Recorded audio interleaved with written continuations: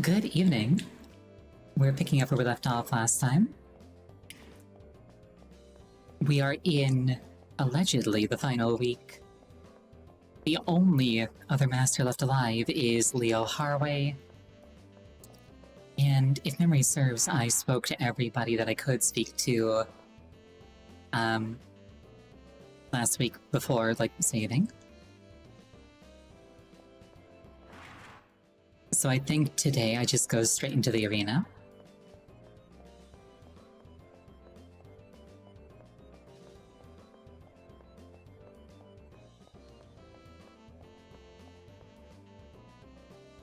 This is the arena entrance. Should I head inside? Yes. Right, there was some sort of menacing aura in here. Unfortunately for the menacing aura, we are two foxes. We are infinitely more menacing.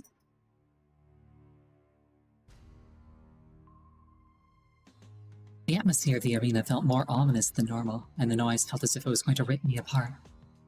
The animosity being directed at me is almost palatable. It makes me want to throw up. Beam audio very low, mic very high. That shouldn't be the case. Hold on.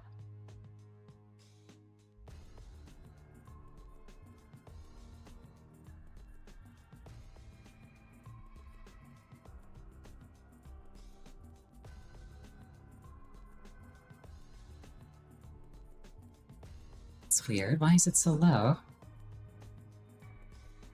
I haven't changed any audio settings. Give me a second.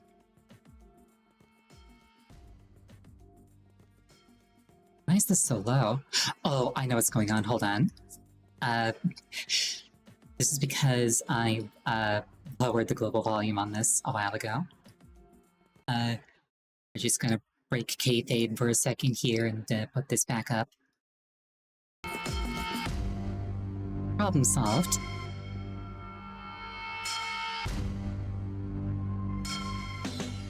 This horrible feeling of hatred, it couldn't possibly be coming from that young prince.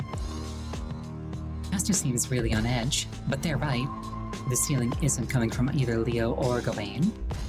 In fact, I'm almost sure that I felt this feeling of hatred before. But how is it? I'm not sure what's happening, but it might be the work of some evil imp.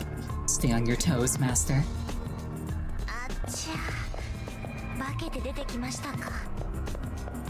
He came back as a zombie.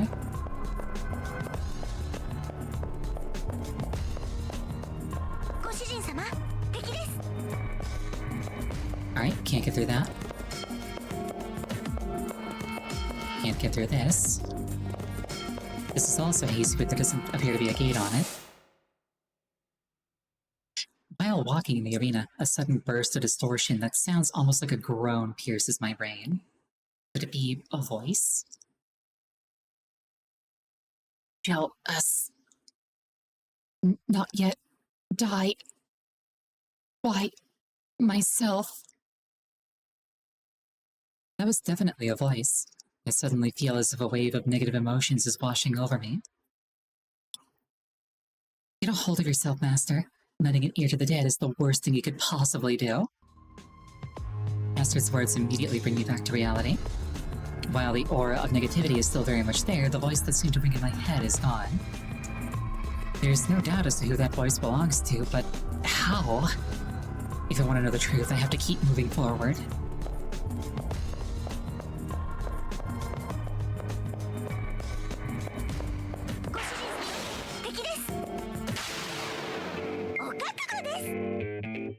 Bella Magica. I don't actually know if that's a word that means anything.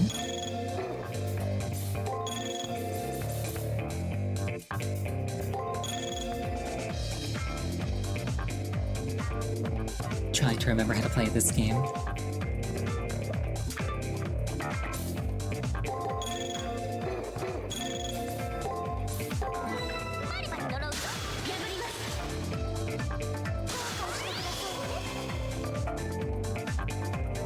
It's the kind of game where, I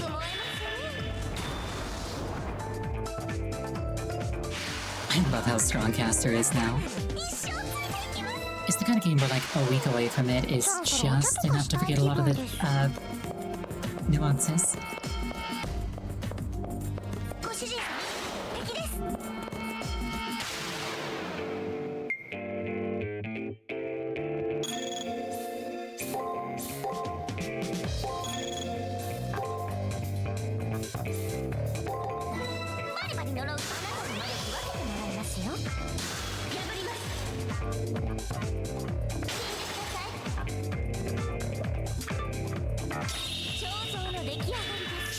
That said, I haven't forgotten that Tamamo,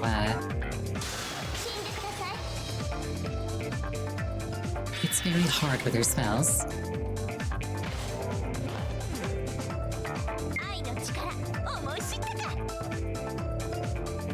Though apparently she got shot in the muscles there, which is a bit unfortunate.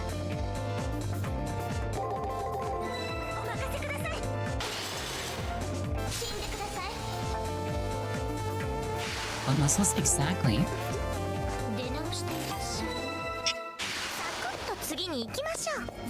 If I'm delicate and adorable to begin with, making me weaker doesn't actually make me weaker. Basically, I'm invincible. Distortion sears my brain like a hot iron. Dark thoughts seem to work their way through my entire being. A sudden chill that courses through my body sets to shaking, and I feel like I'm being turned inside out. I try to stop the intrusion of these evil thoughts into my consciousness, but they continue to enter my mind. Yeah, I'm a fox. His name is Dejection. His origins lay in disdain and spite. His name is Abomination and Hatred. In his past is scorn and ridicule. In other words, apathy towards everything. What? What is this? These overwhelming emotions? What's the source of this deranged irrationality that is rejected and rejects, denies and is denied? Feels as if it crawled out from the darkest depth of hell. I muster all the strength I can and barely manage to endure the onslaught that threatens to engulf me. The heart weighs seldom. Is that someone's voice? I push through the distortion and focus my attention on the voice. Experiment will begin. We will remove the liver. To observe the pain response, no anesthesia will be used. Failure, failure, failure, failure, failure, failure, failure. Less than useless. This individual has no right to exist and has nothing to contribute to the future. No value, no ability. It's a failure. Its design is flawed. The rate of aging is twice that of a normal person. I predict that its lifespan will be 25 years at best. Wouldn't it be more like 40, because like the average lifespan is like 80? Anyway, what a failure. It's hopeless. This is the most unforgivable of sins committed against nature. It'd be understandable if it came from common stock, but it came from a superior life form. Refrain. Stop. The voice suddenly stops. As I concentrate harder, I can see a figure beyond the distortion. That must be a woman. I focus my concentration, and as I stretch out my hand, a scene plays out before me. There you are, Miss Alicia. That voice. It sounds much younger, but it definitely belongs to Julius. Though his voice is audible, his figure doesn't appear. This must be his memory, then. The woman named Alicia turns toward Julius, but time has degraded the memory of her facial features. Oh, Julius, what's wrong? Yes, the master has it. I see. So it's that already. The sunlight was felt so good that I just happened to the time it was. Let us hurry. Huh? We get if we make it, but just a little longer. And it just your son, so but if you better bother. No, as I had been that which is poison be the Harwet. The Harwet Leo. My dear master, don't listen to the voices of the dead. You have to hold on to your consciousness. The sound of Castor's panic shouting brings me back to reality. The voices I heard in those memories faded at the end, and I couldn't understand them. The Lettuce chat not showing up. It's weird. voices I heard in those memories faded at the end, and I couldn't understand them, but those memories definitely belonged to Julius. Perhaps he was trying to tell me something. Buried under all those dark memories was a cry of sorrow. Gotta be hard meeting like that? Honestly, not really.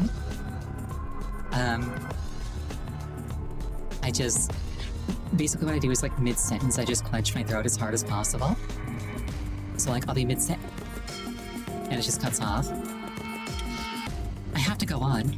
I have to learn what the owner of that voice is seeking.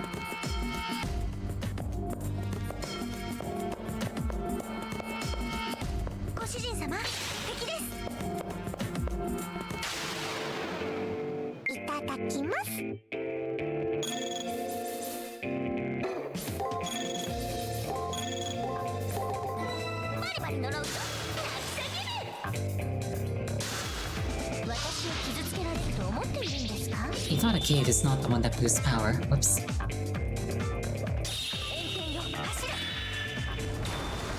I keep mixing up Aphotic Cave and Merciful Sky.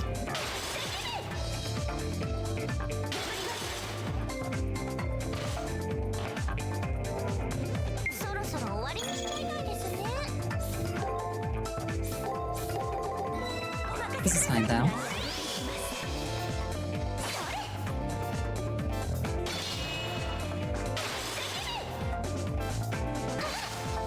Oh, my bones.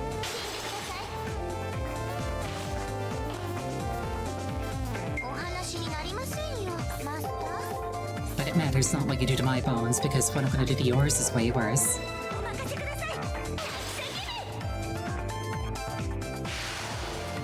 More enemy info? Let's say it. Most of it is it makes it easier to kill them. I should heal Caster while I'm thinking of it.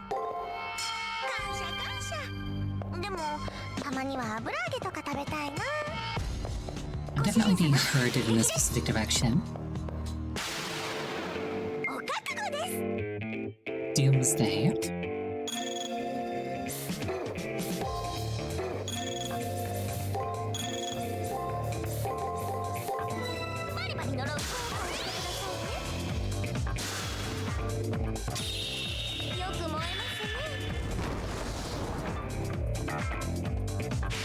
Wow, Doomsday was really easy to kill.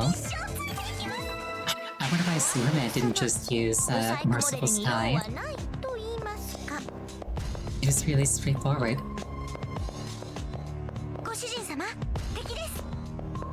Okay, not actually a secret passage. Good to know. Something I could do is swap this out for the crystal ball thing.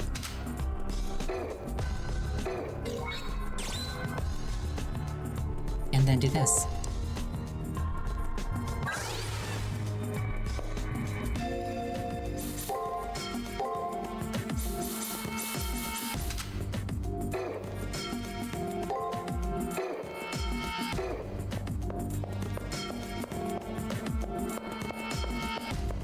Looks like a fairly straightforward layout. There it is again. The black thoughts encroach upon my brain like closing waves. Concentrate on the owner of those voices. I'm drawn into those dark thoughts. Avoiding the distortions that try to envelop me, I reach out with my mind. Where is that figure? When I settle my thoughts, a scene suddenly begins to play in my mind. Is this a continuation of that scene from before? Let us hurry. Huh? Making him wait just a little longer won't be enough to get us in trouble. Anyway, Julius, you're his son. Why don't you call him father? I can't. I don't have the right. I was not born with that which is needed to lead the Harways. The one who will succeed the throne is Master Leo. That's how it is. Tell me, what is it that he has been so occupied with this late? He is receiving training by having knowledge burned into his brain. It's a sound thaumaturgical process. All of that horrible surgery, and he's only 3. Even as his mother, I so rarely see him. Master Leo will one day stand at the pinnacle of the plutocracy the Harways have built in Europe. The ruler of Western Europe, a burden that pains a mother to see her child shoulder. Julius. Yes? That... Please... Leo? Yes, I exist only for that purpose. Now, to make the Holy Grail serve it. The that I had summoned is an East martial artist named Uwen, and Julie, I apologize. Aval isn't asked. It's all right. Poor Leo. Yeah. And for life. These be Julius's memories of the time before his soul became irrevocably stained as an assassin. I focus even harder on what I'm seeing and reach out even further. Something is there. What is it that you want to say? And when I finally reach the absolute depths of the blackened soul behind these memories. Kill, kill, kill, kill, kill, kill, kill. Let me die, let me die, let me die. Kill, kill, kill, kill, kill, kill, kill. Let me die, let me die, let me die. Kill, kill, kill, kill, kill, kill, kill. Let me die, let me die, let me die. Kill, kill, kill, kill, kill, kill, kill. Let me die, let me die, let me die. Kill, kill, kill, kill. Why? Kill, kill. Let me die, let me die, let me die. I'm dead. Master, please wake up, Master. Caster is almost screaming in desperation and fear. It seems that I'm still alive. We're doing science and I'm still alive.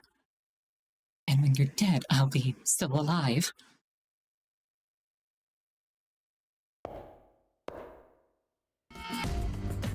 My hands are still clenched into fists. I'm covered in sweat and I'm panting with exertion. I give a nod to the obviously distressed caster to show that I'm okay and then slowly get to my feet. But it was there, a cry for help in the depths of Julius's consciousness. I have to know what it means. Yeah, I'm kind of jealous of Julius. I feel like if my memories were spread out in a row, rather than being like useful, it'd just be like a lot of laying in bed and just like not doing anything.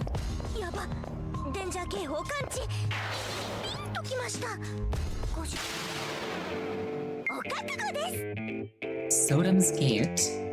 Also, there's a Nephilim off to the right.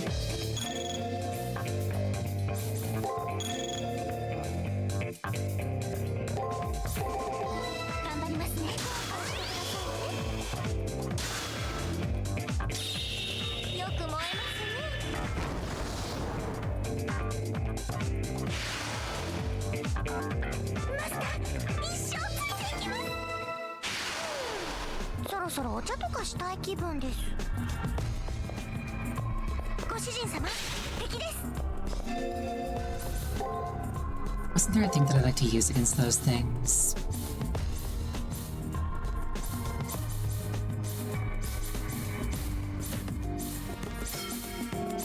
Oh right, the silver anklet.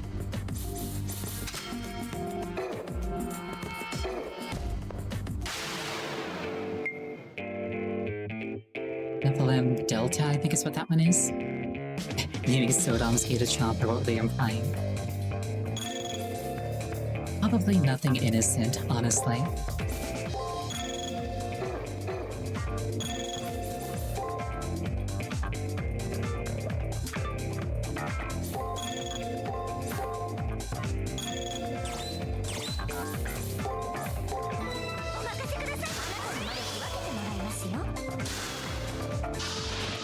Dang it, I did Apothic Cave again. Or Aphotic Cave again. I meant to do Merciful Sky.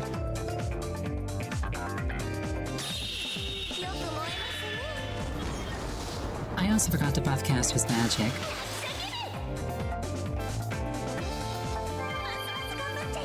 I'm kind of 0 for 2 for doing things correctly this fight. Okay,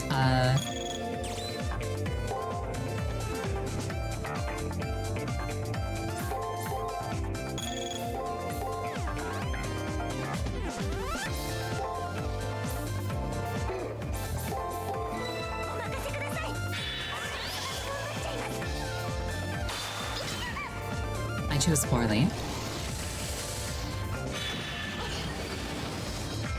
Caster doesn't really care about that.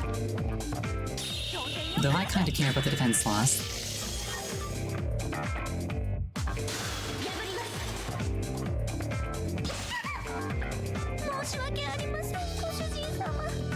R.I.P. my bones, and also the rest of me.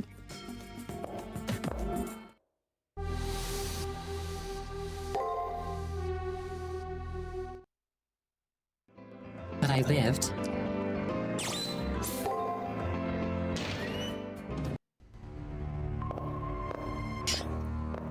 Luckily, not needing to read everything out is going to make this go a bit faster.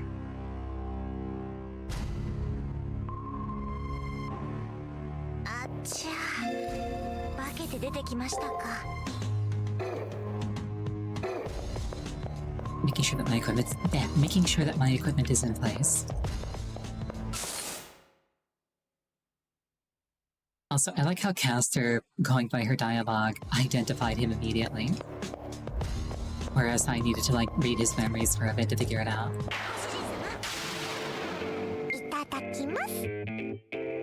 Gamma Magica.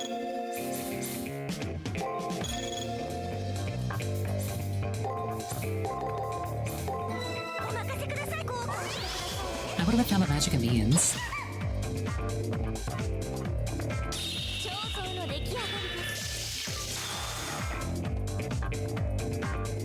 Well, it certainly doesn't mean immune to Talk's power.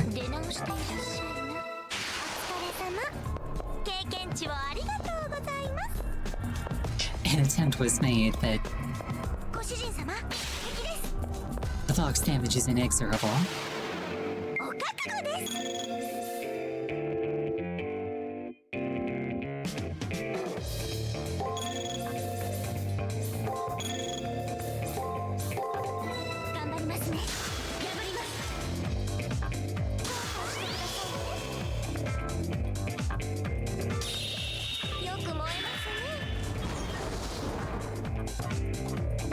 It entertains me greatly when I do enough damage to something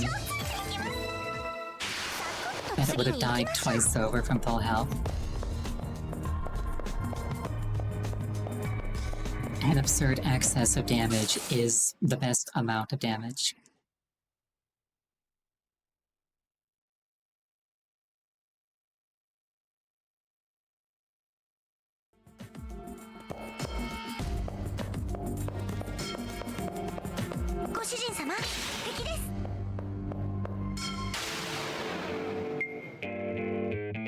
That said, it's kind of interesting to...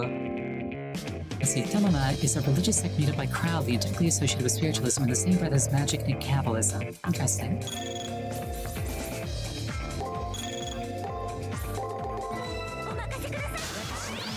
I was gonna say, it's kind of interesting that, Julius survived. Especially given that, like, nobody else did.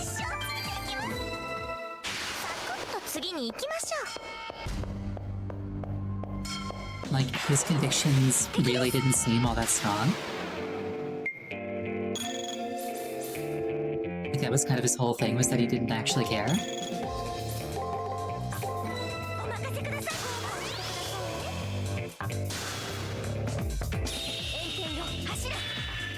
True, he didn't, like, survive, but, like, he is persisting in a way that nobody else has.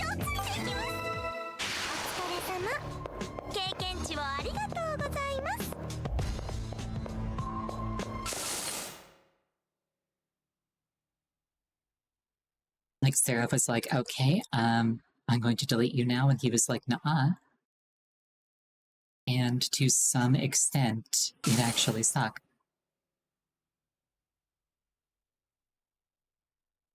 It's notable and interesting. I wonder if it's like because he's a hacker or something. Like maybe he existed partially in part of the system that it didn't know to target for deletion. That's just me spitballing.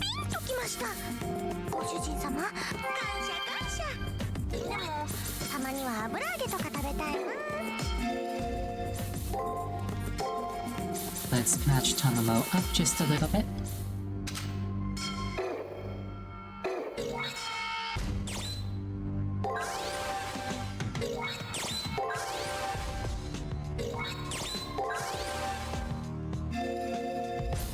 Nephilim are worth, I think, just a little bit of overkill.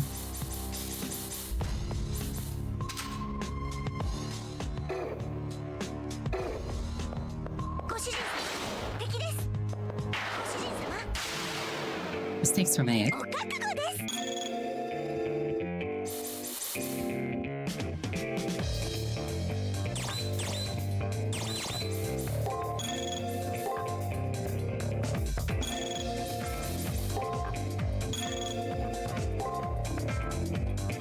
Magic up? I can't. I've got Shockwave equipped.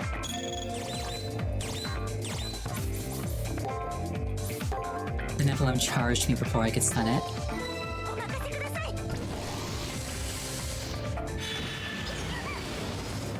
Oh, Cass has been hurt, but only her defense.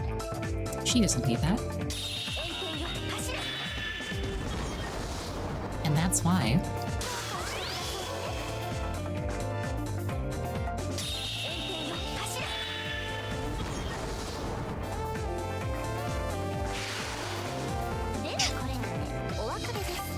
The only mistake here was picking a fight with me.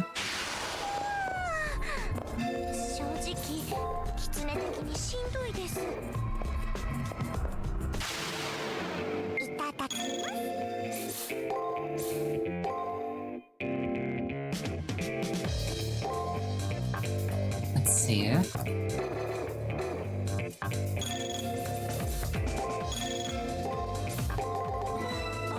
Let's just blow this up.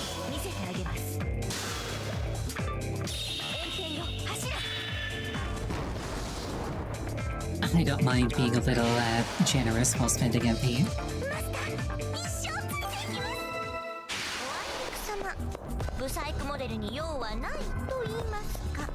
Especially where it pertains to gaining information early on when I have vanishingly little.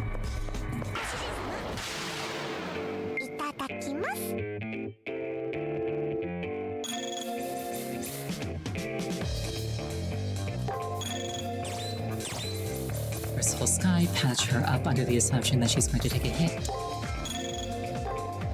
And blow the thing up.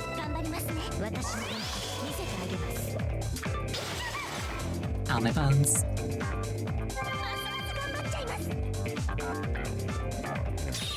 And even if it's guarding, this should kill it. He was not guarding. Master's MP is getting a little bit low.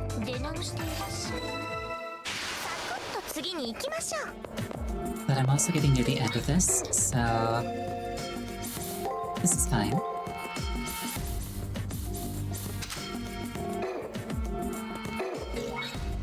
I'll just bolster her and give it a bit of my own.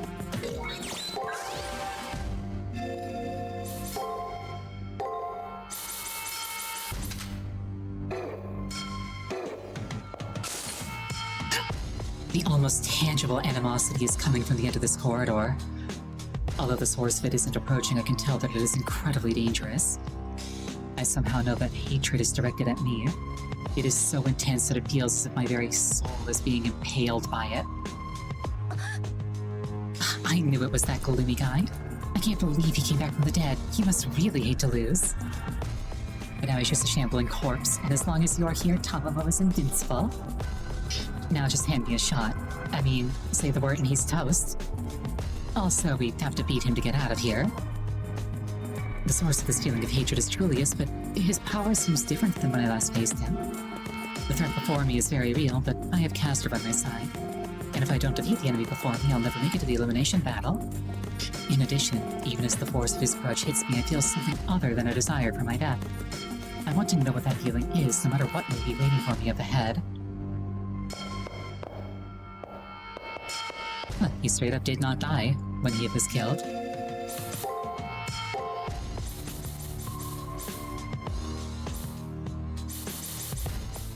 Alright, silver anklet.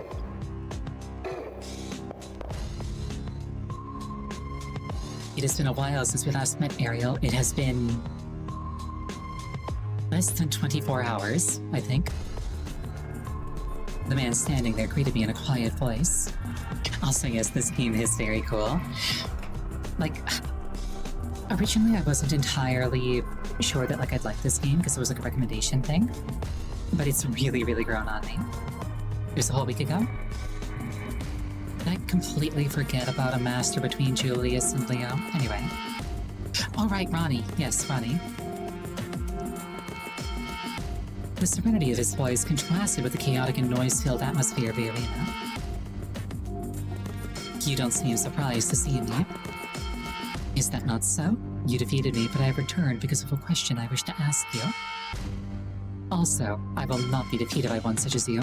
I cannot allow myself to fall to one such as you. I don't quite understand what exactly is driving me, but it is those feelings that brought me here. What's he talking about? I understand hating the person that defeated you, that's only natural. But what question could possibly be so important? What is Julius trying to say? You don't understand? Of course, how could you? This is truly just too funny. Am I the only one who knows who and what you really are? Unlike a mere ghost such as yourself, I am alive. After I fell, I became a ghost. While falling to the perdition created by Seraph, I fought to continue on. Right at the end, I saw the truth. As the moon cell began to tear me apart, I saw what you really were. And as if the remnants of his sanity finally snapped, Julius suddenly lets out a roar of maniacal laughter. In addition to the hatred and insanity reflected in his eyes, there was a sense of obligation and duty. Has the killer before me come back from the dead to fulfill his duty? That's exactly right. I could accept defeat at the hands of any other master but you. You being the one to defeat me is unacceptable. Whether the world lives or dies should be decided by us. Choices that will determine the fate of the world should be made by those living in the present, not by you. A relic of the past like you should not be allowed to influence what happens in the here and now. What did Julius just call me? A relic of the past? I'm not only a pale imitation of somebody's life, but I was never part of the present? That's correct. You are a reproduction of somebody who lived 20 years before the world slid into stagnation. Then all of the imagery that appears sometimes in my dreams is the last moments of her life, which ended decades ago. Correct. That is why I cannot allow you to defeat me. The changes that must be made in this era will be done by us, Leo. My brother must be king, or... That's it. That must be the reason. That's my one responsibility. That is what keeps me trapped here. But nothing matters. Please put me out of my misery. Round 6 is already come and gone. One more person, one last victim. Once I kill you, my duty will be done. This is your final moment. Please just let me kill you. The man hisses out his command. For a moment, I'm violently dizzy. As my vision spins, I fall into a pit of darkness.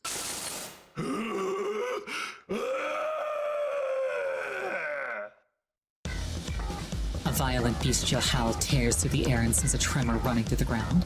That must be Assassin. No, wait. It's different than before. That look of insanity only belongs to a berserker. Hold on a second, Master. There's something strange about that Julius guy's left arm. That's where the command skills would be. My servant lets out a small cry of surprise. Oh dear God, that's some other person's arm attached to him. That is so incredibly disgusting. Julius must have ambushed a great number of masters and killed them. He somehow managed to preserve one of his victims' arms and appropriate their command seal. I wonder which master's arm he stole. What if that arm belonged to the master of Berserker? It looks like Julius's crime against nature turned assassin into a berserker. What a disaster! Most servants have only one class, but this one has the attributes of 2. His power must be incredible. I can't believe that this servant's mind and body have been able to endure this outrageous injustice. I need neither rational thought nor coherent memories. Everything comes to an end now. Now, burn to ashes.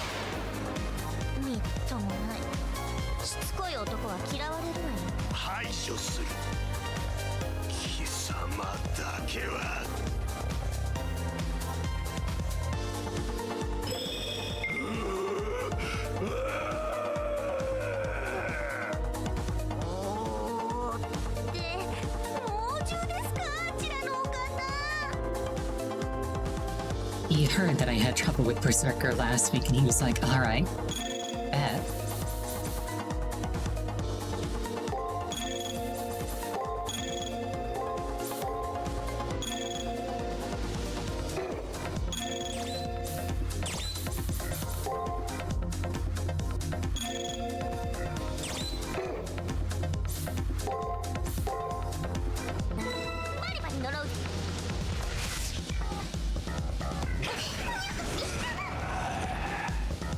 Okay, so I assumed that was going to be a buff.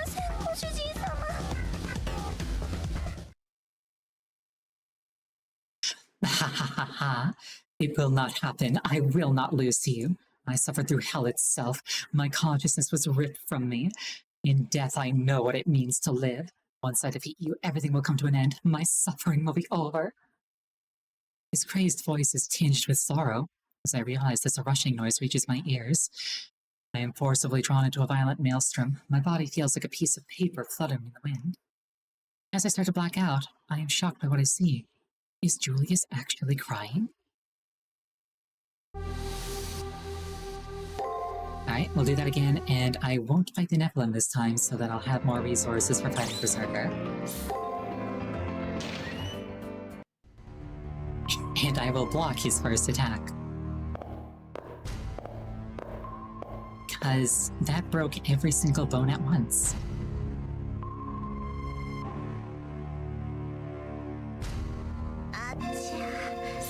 Including the ones that I didn't know that I had.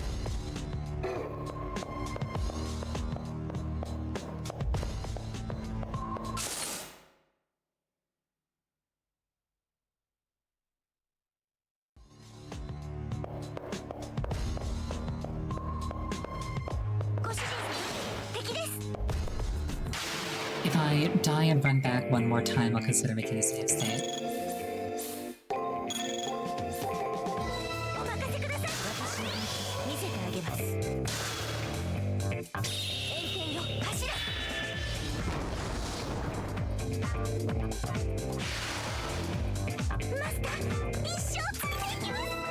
Like, in a lot of cases, save stating feels a bit like cheating. Which, granted, not really, since I'm not using it in between rounds to, like, preserve good outcomes, but, like, it's something that I'd rather not get too much into the habit of, is all.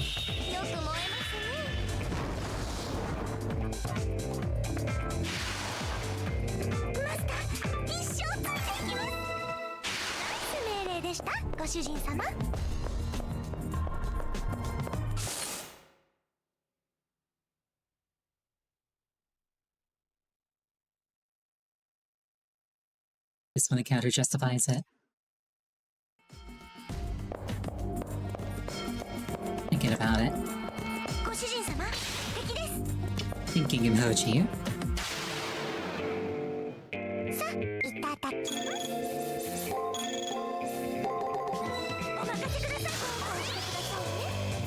At least I'm not mixing up Aphotic Cave and Merciful Sky again.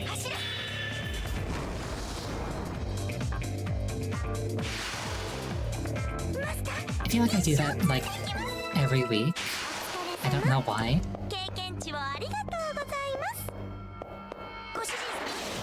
Like, the ability needs aren't even all that similar.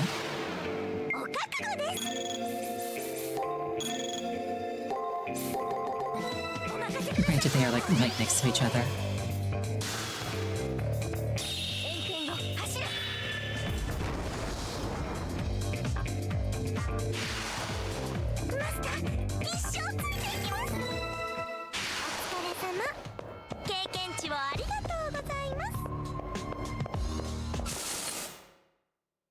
Also, I will say another thing. I am really glad that I can skip past this dialogue.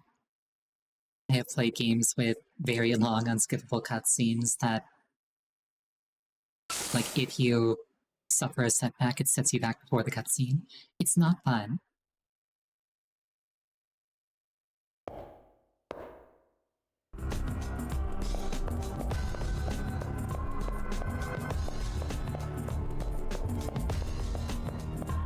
I also feel like that's not exactly like a... I feel like that's not a controversial opinion. I think everybody can agree that, like, unskippable cutscenes are not fun. I am articulate.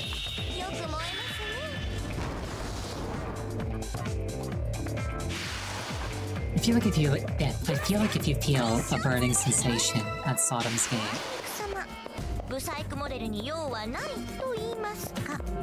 You should consult the doctor.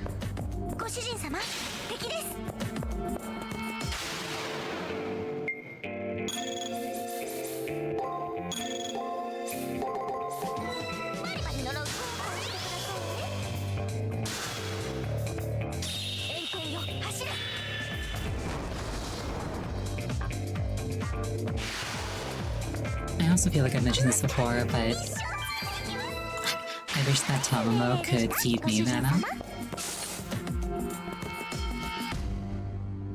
so I wouldn't have to care as much about spending my own. Now, speaking of spending my own mana, let's do that.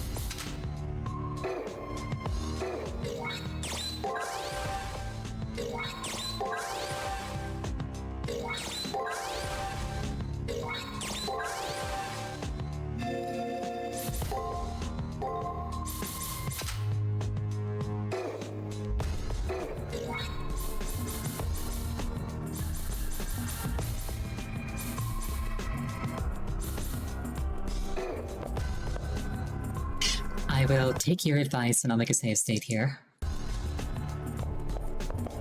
And hopefully we won't need it.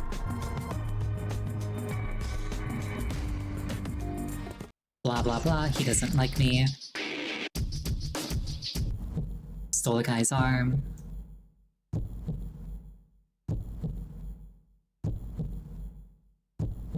Reveals the truth that I'm not actually human.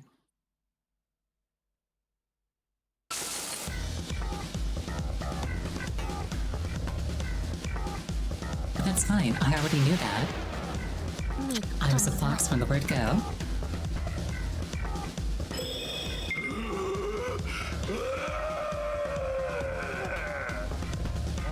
A little bit scary, not gonna lie.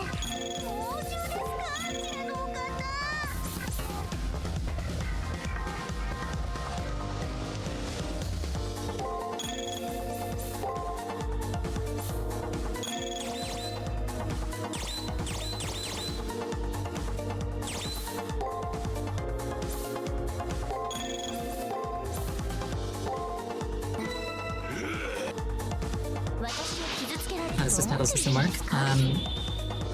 So at the start of each round, I'm shown some fraction of what my opponent is going to do for the next 6 moves inside that round.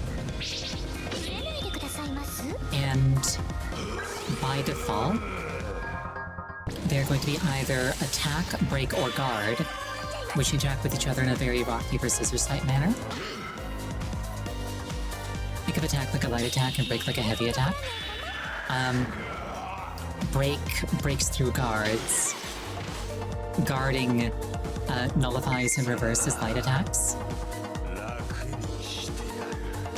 And light attacks outspeed and negate heavy attacks.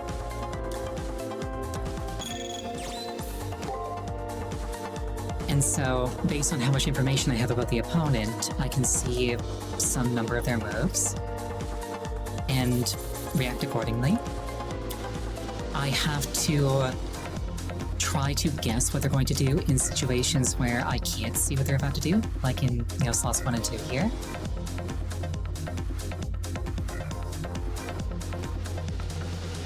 And sometimes enemies have skills beyond just the basic 3 moves. Like you'll see me sometimes open this menu where I can use Tamamo's skills. She's a caster, so she's actually got a substantial number of those skills. And those skills kind of like break the triangle and have to be responded to in unique ways. What happened last turn was he used 2 skills. One was a very powerful attack that I had to reduce the damage of with a skill of my own. And then the second one was a buff, which looking at it makes his break attack stronger. This time around with the information that I've got, I can actually see what he's doing for moves 3 through 6. So if I survive the first 2 rounds, I can actually kind of beat him senseless.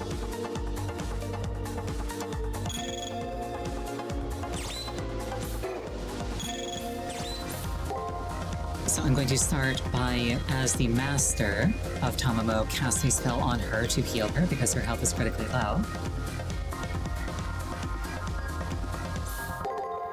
I'm going to guard twice because I don't know what he's going to do, but I figure it's going to hurt.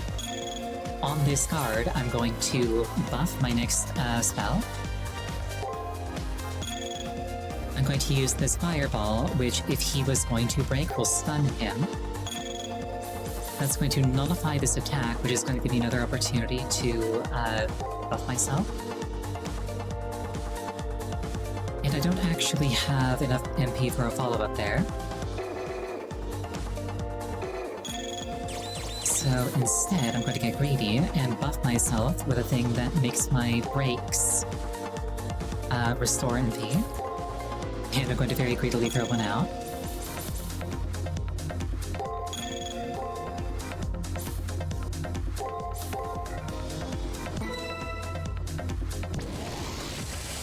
So I heal. Tamamo buffs herself so that her breaks restore MP. If he's going to attack me during that time, it's going to hurt. I'm dead. But I lived.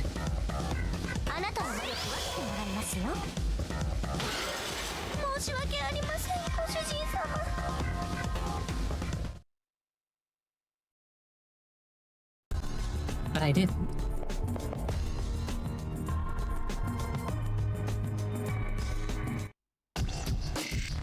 Yeah, like I said, when I originally learned about like how this game works, I was not convinced that it would actually be all that fun. But once you get into the swing of it, I think it's very satisfying. Especially because like your servant will comment on it if you like completely read and shut down an enemy for an entire turn.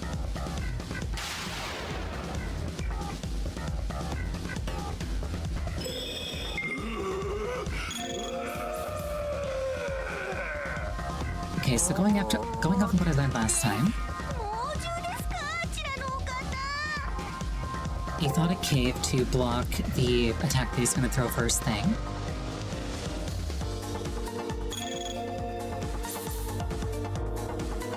For the second one, I think he does a break. For this one, it's a buff, so I can safely buff myself.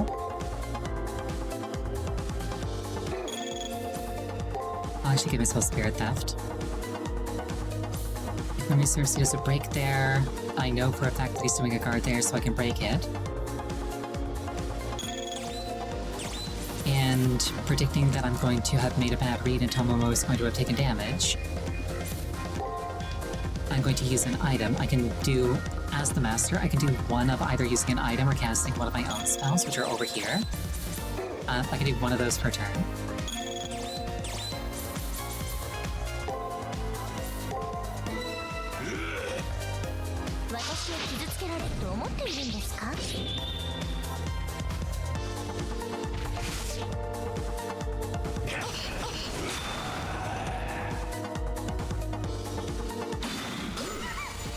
That was a guard. Attacking into it was the wrong move.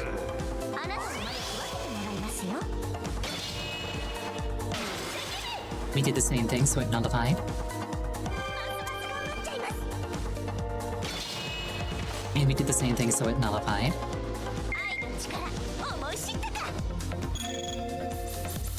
I presume he's going to punch me again.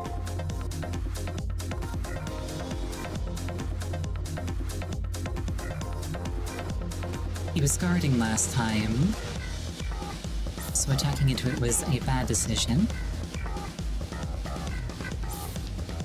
But is he going to guard again?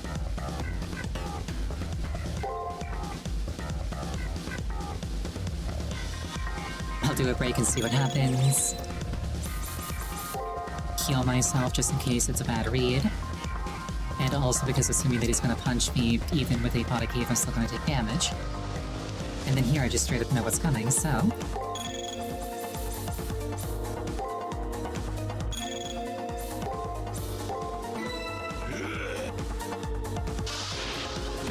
As long as I don't die, this turn's going to go well for me.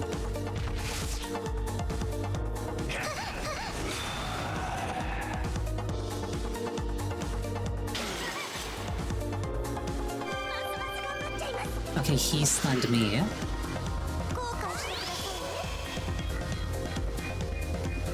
So it could have gone worse.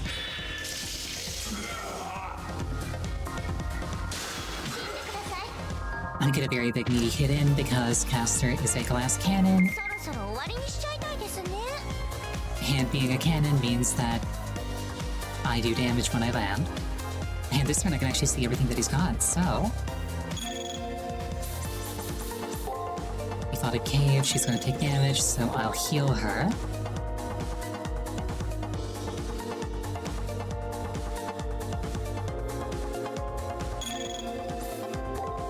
I'll stun against that attack.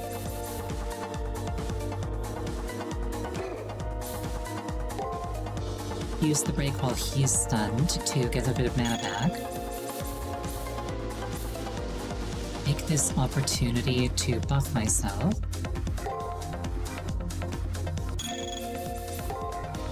Block this, and then deal a bunch of damage. I think is how this is going to play out.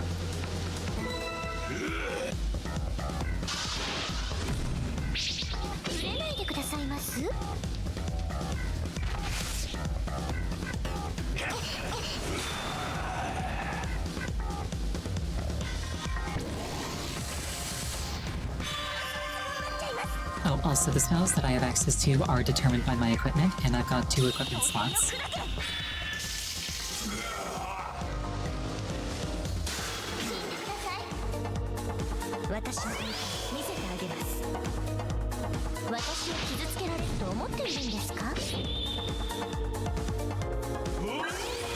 Okay, that was just a buff. I could have safely hit him there.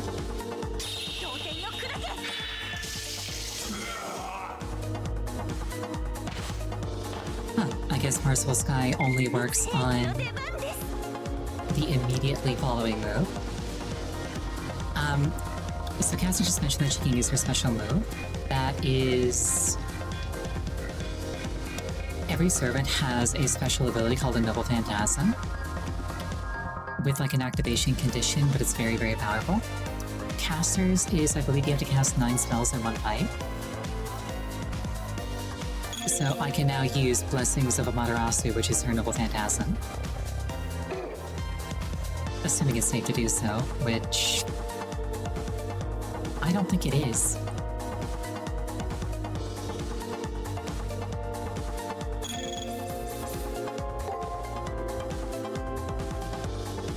He thought a cave. I probably survived one hit. None of it was a Tiger Fist, but you're right. Blessings of Amaterasu. Chaos Heaven to stun against his guard.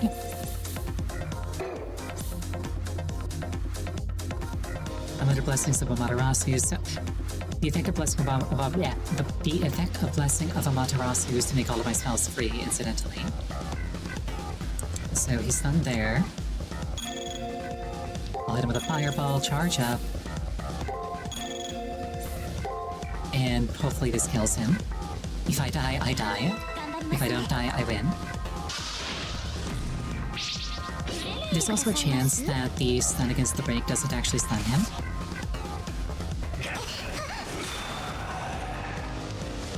Just a quirk of like, it only stunning if they're guarding, and guarding reducing the odds that a status effect lands.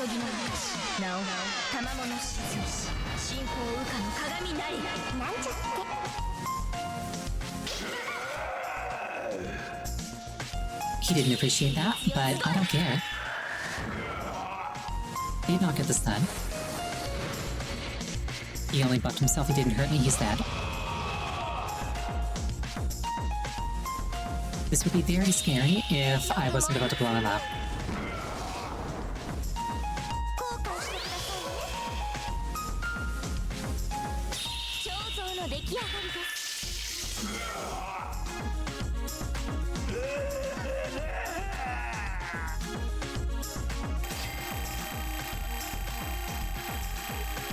And he was worth a really nice chunk of experience.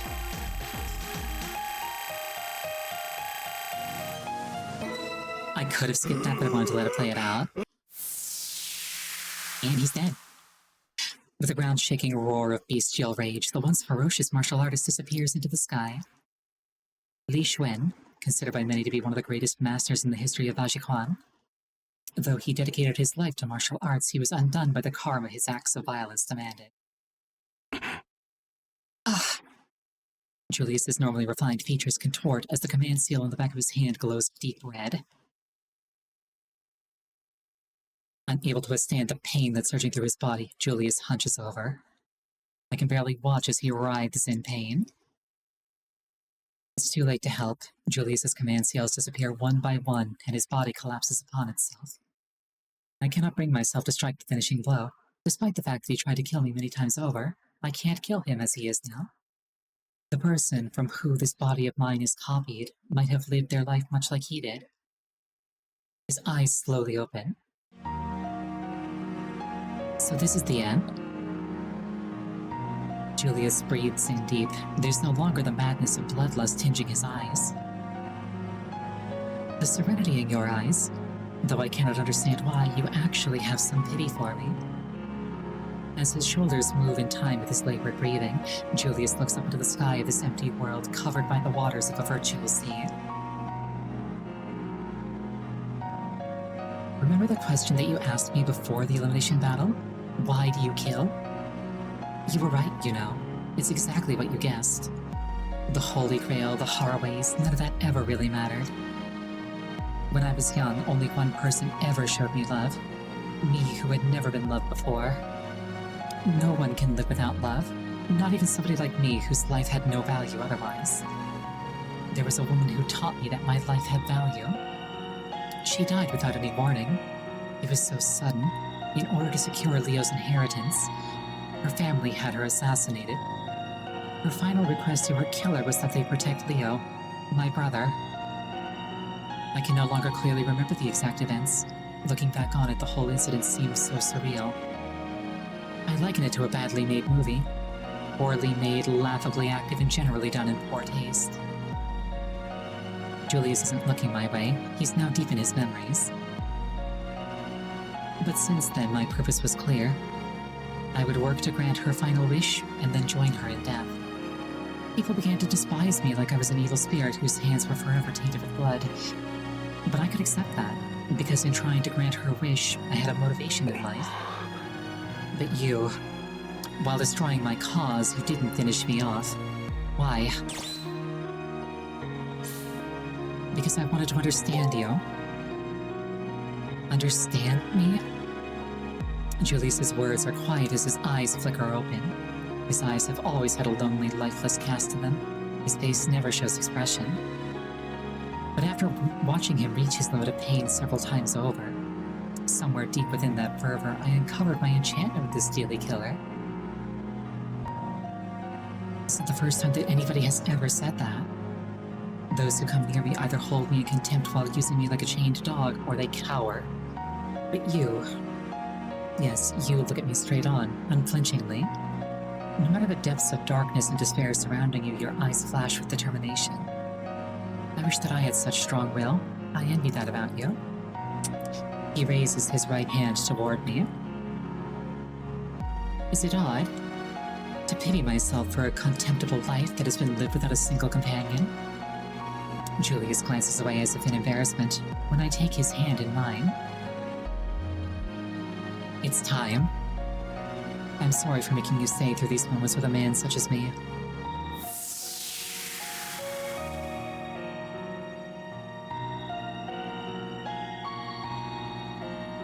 Suddenly, his hands and feet turn translucent and seem to dissolve into the air.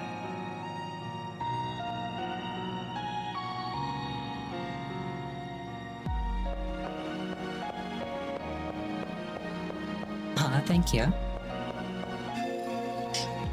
We are going to take a 5-minute break here. Please use this time to refill your beverage, go to the bathroom. Anything that would take you about 5 minutes.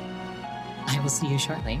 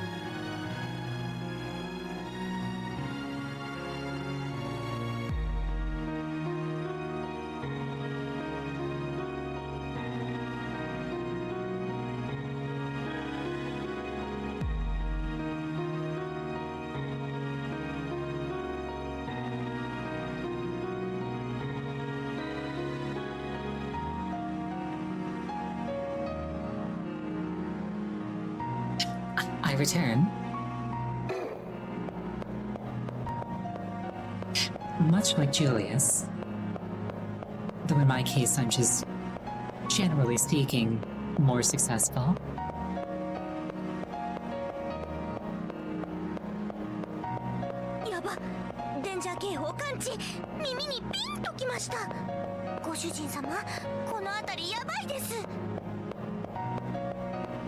I feel like I probably need to leave the area to get rid of all these gates. But I'm really close to a level up, so I want that first.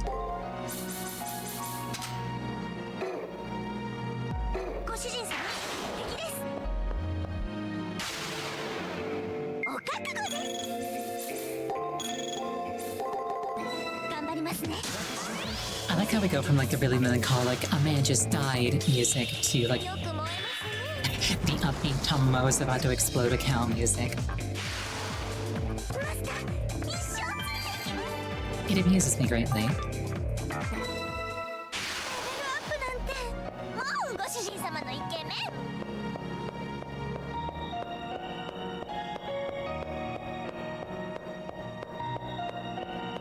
The soundtrack dissonance.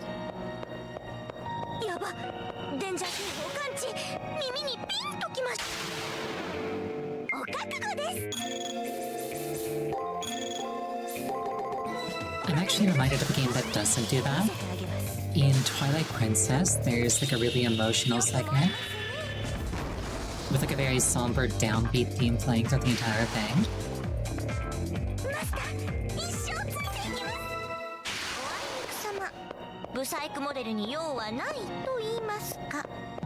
And it doesn't actually matter like what you do while that whole segment is going on until you fix the problem. It keeps being like really melancholic and like concerning sounding.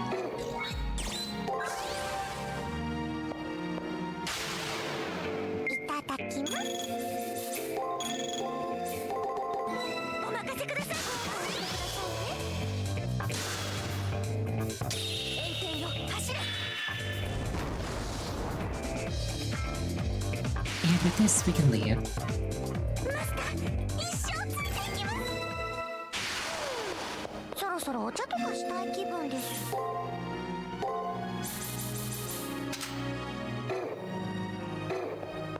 Put that on so I don't forget later.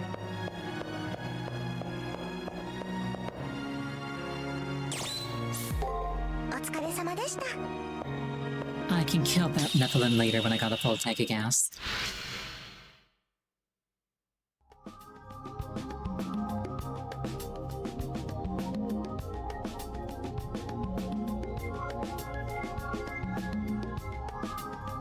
I like how I just now like mentally parse how she like sticks her tail off to the side so that you can see it while she's like facing you. Mr. Gloomy found salvation in your kindness. I'm a little jealous, but you did a good thing, Master. However, don't you think that it's really suspicious that we haven't seen the little king around? He talks all big about being a king, but mark my words, he's off plotting something sneaky right this minute.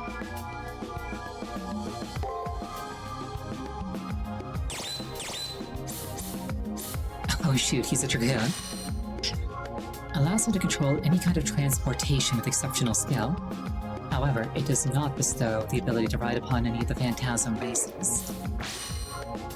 Anti-magic cancels low-level spells with chance consisting of less than 3 full verses. Even high-level thaumaturgy and the greater rituals will only have a negligible effect on him. Oh no. Fighting somebody with anti-magic as a glass cannon pure caster is, a prospect that I am not enjoying. Not looking forward to. The assassin appears for the 3rd time. Only in the Holy Grail War could I meet such an opponent. Caster had told me not to worry too much about it, but still I cannot help but think on it. I understand how you feel, but really there's no sense in obsessing over it all. I'm almost positive that guy wanted everything about him to remain inscrutable, even his death. He may have been a dastardly villain, but at the very least he had a sense of shame. And he was an assassin. It's not like he wanted anybody's approval. He chose strength above all else. If you must remember anything at all about him, remember that even in the end he still had his pride. That might be true. Just like Castor says, Julius's life was his own. I can't take responsibility for how he led it. There's no use in crying over a defeated enemy when we still have one remaining before us. I nod in acknowledgement of Castor's words. Now that I think about it, I haven't told Rin about Julius. I wonder if she's around today. I think I'll go see her later.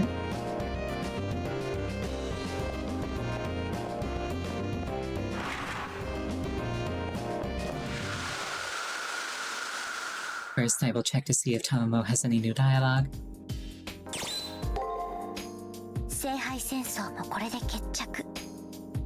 この先はどうであれ、今は勝ち抜くことだけを考えましょうね、マスター。This will decide the winner of the Holy Grail War. Regardless of what may happen, just focus on advancing.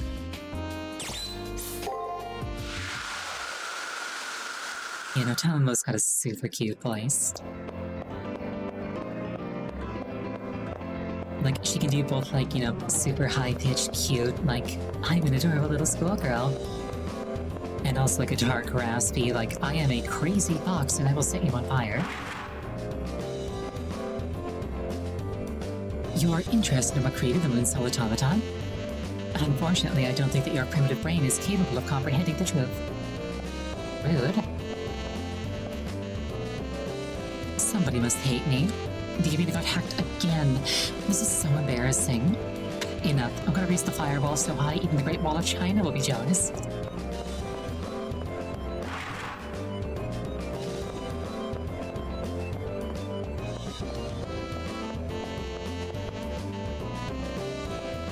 Given that we're in the moon, technically it can be seen from space. Ah, it appears that you have a strong bond with your servant. Be sure the connection you share with your servant doesn't overwhelm your good judgment. What's that supposed to mean? We are foxes. We share a single brain cell. We're unstoppable. My judgment is flawless. Beyond question. We never make mistakes. Canonically, I've won every single fight I've ever been in.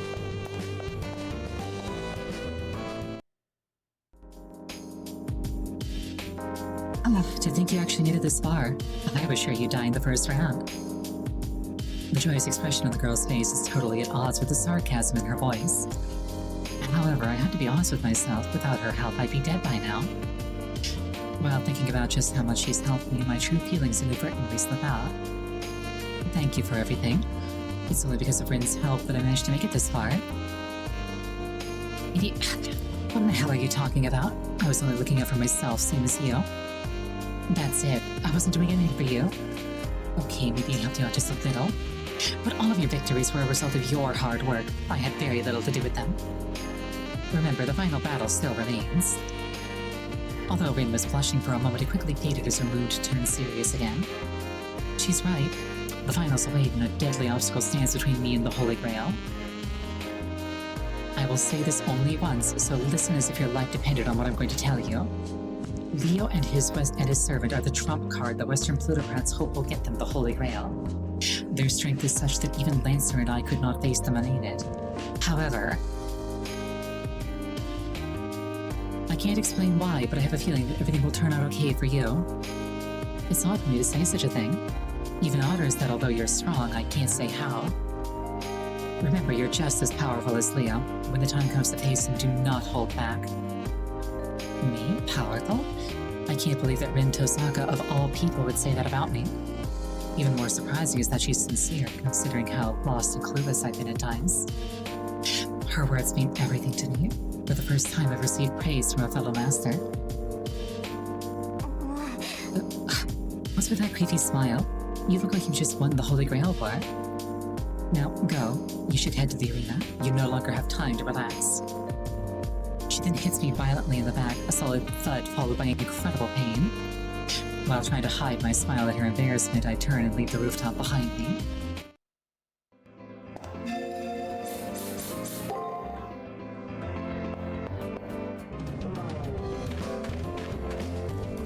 pretty sure that everybody is dead, but worth checking.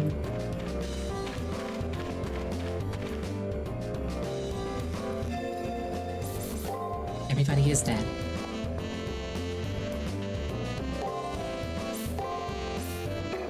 Nothing new there. Wait, what? Yep, nothing new there. I saw Scapegoat Charm and I was just like, is that a spell that can, like, nullify an attack or something? It was not.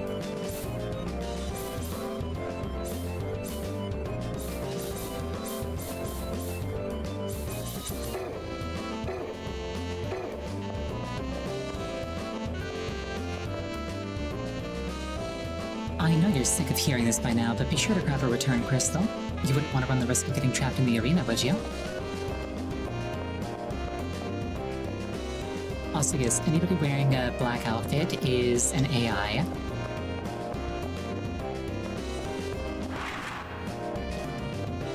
This is a special AI who gives you healing items for free every week.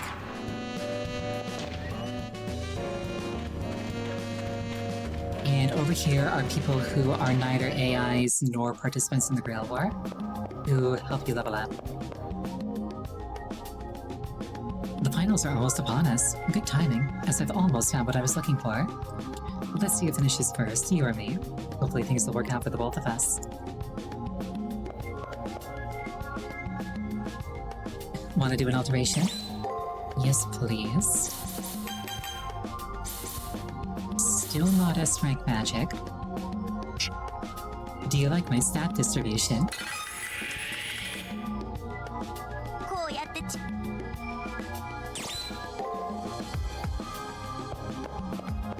When in doubt, cast Fireball.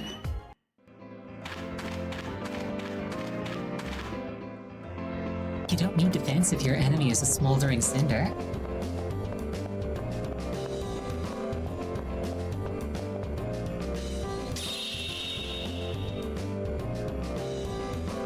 Caster's subdued manner and twitching ears immediately tell me that something is wrong with her. What's up? Why are you looking at me like that? Come on, we need to get to the arena. Caster seems to have returned to her normal exuberant self, but it feels really forced. I want to help her in any way that I can. She is my partner in all of this, so I ask. Is something troubling you? With a small gasp, Caster becomes almost immediately wide-eyed and flustered at my question. What do you mean? I've been hiding something from you and the guilt is killing me. This is more serious than I thought. Tamamo is usually all smiles, but it seems that right now she's anything but happy. I'm finally able to read the subtle changes in her mood. She can talk to me about anything. When I tell her this, Caster responds with a sigh. This isn't a problem that can be simply talked away. I'm pretty good at fooling the Moonstyle surveillance, but I might have messed up this time. But this time Tamamo really screwed up. I won't be able to hide my mistake, more or less. With that said, Caster frowns, folds her arms across her chest, and begins muttering to herself. To anybody else, it would look like she was just kidding, but to me it's obvious that she's really worried. What does she mean by the Moonstyle surveillance? The thing is, let's say it has to do with one's priorities. It's part of our contract. Servants generated by the Moonstyle are protected to protect this one thing at any cost. Are obligated to protect this one thing at any cost. For example, if a master tried to destroy the system, these servants would be required to stop them. That's the gist of it anyway. And if a servant puts their master over the system, that servant will be deleted from the Moonstyle. Hold up a second. This means that Tamamo, who's been my #1 supporter since the beginning, has been violating this edict? But my resolve to never let anybody harm my dear master will not change ever. Yeah, let's continue with this train of thought, shall we? I'm sorry to have dumped this on you, Master. Tamamo will figure this out on her own. Just forget everything that I said. From now on, I'll be totally untouchable, so no worries. With a final fetching victory pose, Caster disappears, a sad smile still on her face. Now she's just being stupid. There's no way I'm going to be able to forget anything that she just said to me. Yep, let's go back up and see if I can talk to her in the private room. will not let anybody say that I did not make the effort. 聖杯戦 I made the effort.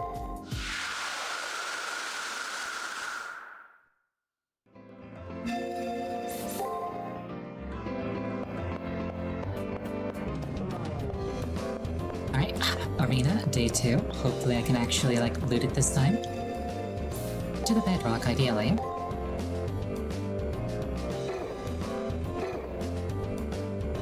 This is the arena entrance. Should I head inside?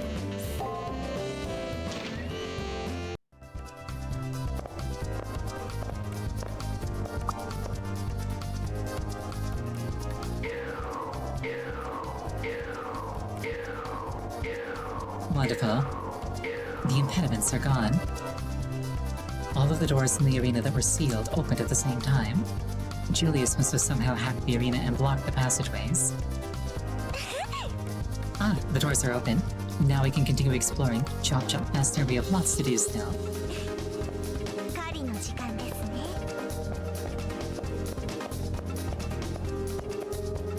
What I recall from using the crystal ball is that there were no hidden passages in this one. はい遠慮なくいただいちゃいましょう So I can just kind of hold forward and win.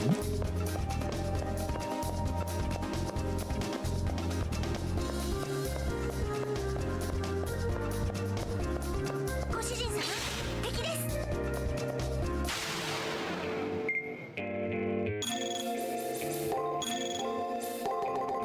頑張りますね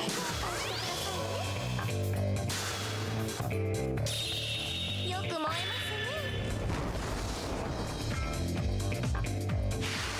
ね I also forgot to double check the power level when I came in. 可愛い女の子だからって甘く見ました I think I'm at the power level. Are you sure it was 35? Okay, cool. I got Knight of Eternal Veins, so it's not super important that I, get every level as possible. But I'd still rather have them than not. うるさいってばバ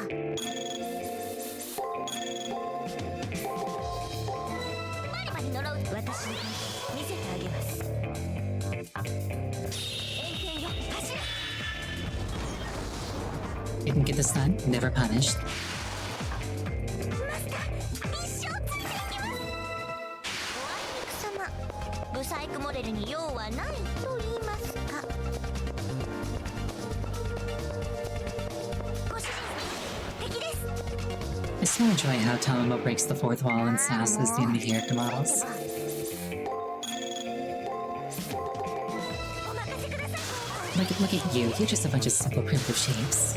You're not lovingly rendered like me. 走れ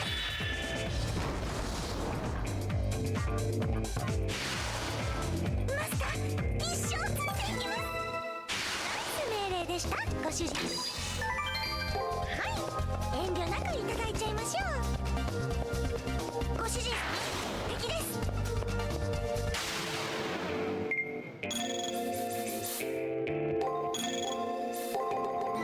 バリバリ呪う私見せてあげます The director of this game contributed to Digital Devil Saga 1 and 2 and SMT Nocturne as well. Nice. I really liked Nocturne, and Digital Devil Saga is something that I really want to get around to playing because I like Nocturne so much.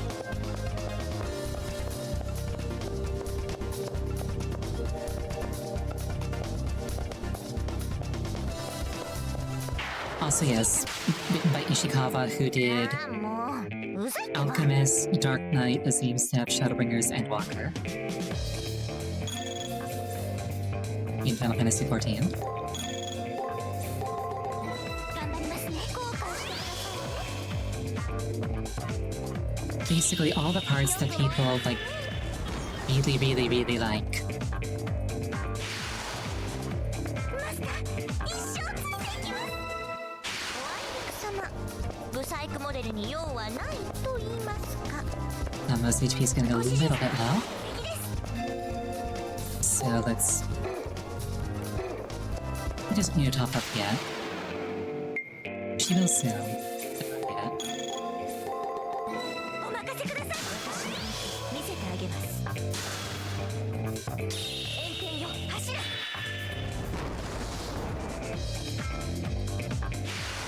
It takes 90 MP to do the one-shot combo. 可愛い女の子だからって甘く見ました？ And then she regenerates 10% of her maximum after the fight.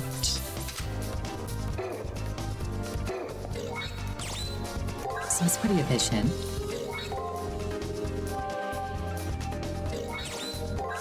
But she still needs to be fed.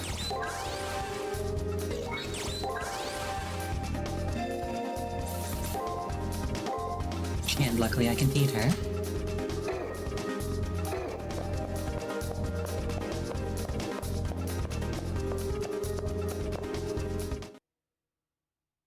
There doesn't seem to be any enemies lurking around here, so maybe I can actually relax for a while. Is there something wrong? Why don't we take a short break? My servant always tells me what's on her mind. It might be arrogant to think that I could help ease hers. As those words leave my lips, Castor's expression turns decidedly gloomy and... You're actually worried about me? You can't imagine how happy that makes me, Master. But really, I'm fine. It might not seem like it, but Tamamo no Mae is actually a very patient woman. And I'm pretty sure I can overcome any torture that the moon cell could possibly devise. Pretending to not notice what she's going through isn't going to work anymore. She means more to me than anyone else. How could I possibly ignore the fact that she's suffering? Your kindness and compassion is putting me in a rather difficult position, you know? My fundamental role will always be to help my master make it to the Holy Grail. That should be my only goal, so I can't allow you to put yourself in danger on my account. So forget about my petty problems and focus on the Holy Grail. Our next opponent is really strong, you know? As she says this, she turns her back to me again. The shiver of emotion that ran from the tip of her tail and up through her ears was impossible to miss. You have to trust me, Castor. Or maybe be true to your feeling like always.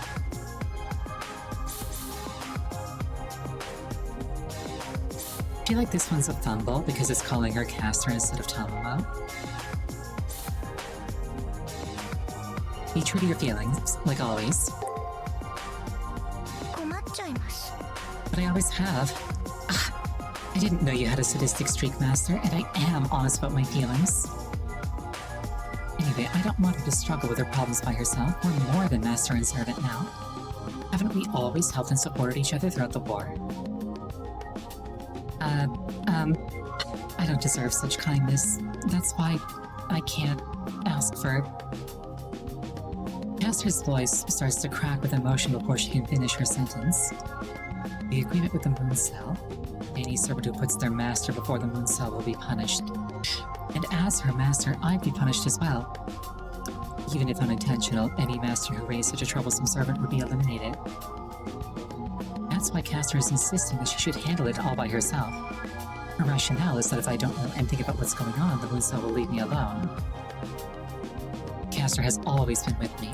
I see now that her smile is her way of dealing with the fact that there are some things that she can never have. Afraid, hurt, and lonely.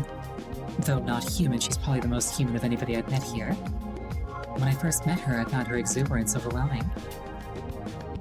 Having faced death together numerous times, there is no one else in this place that I trust more. I cannot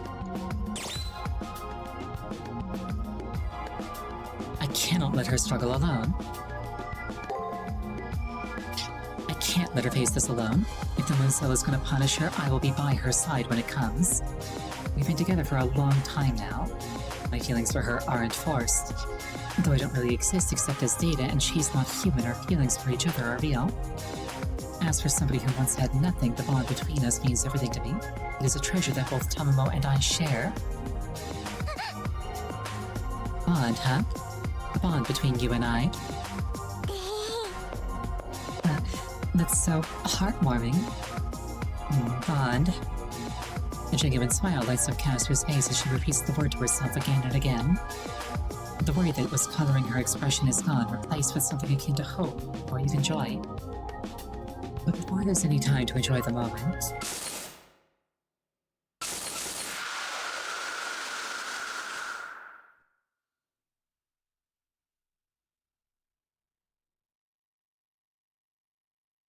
what the hell is that?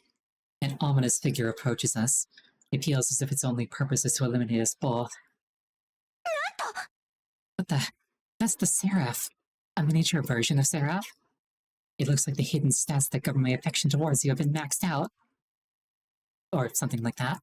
Castor has obviously been hiding this from the moon cell for a while. But her feelings that screamed my master means everything couldn't be hidden from the moon cell forever.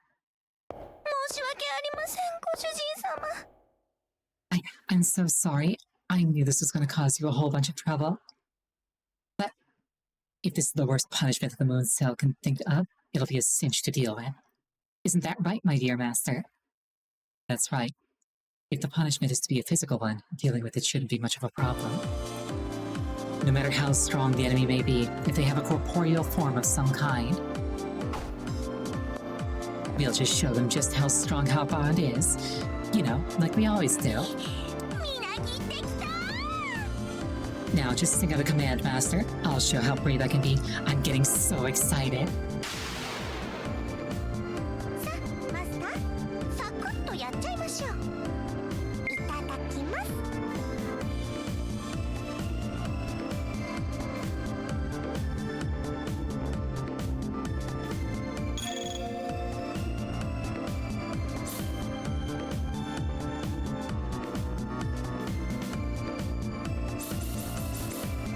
Here.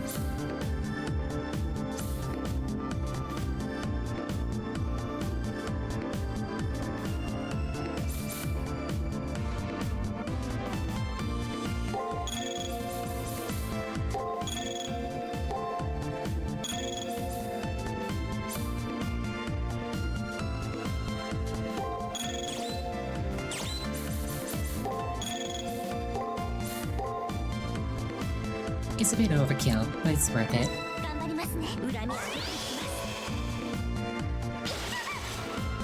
On the bones.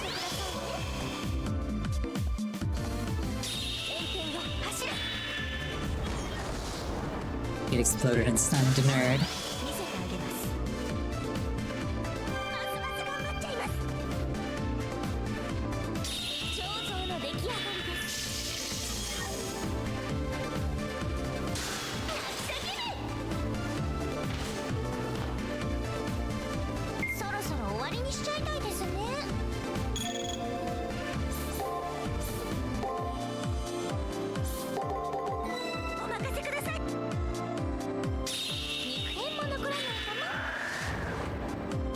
Get wrecked.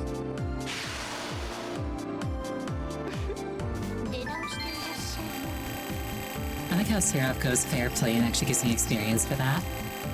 And an elixir.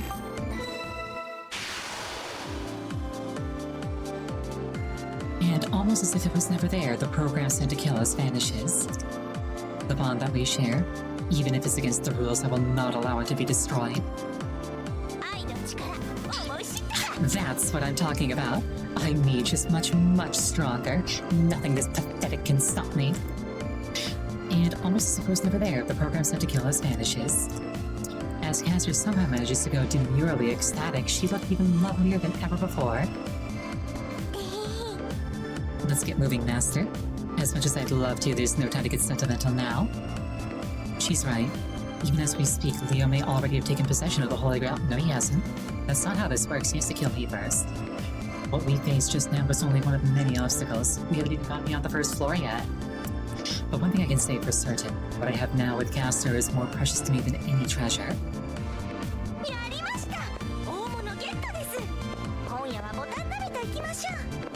I'll say yes, I really do enjoy the subplot of Castor, like, just in the background being a cheeky hacker.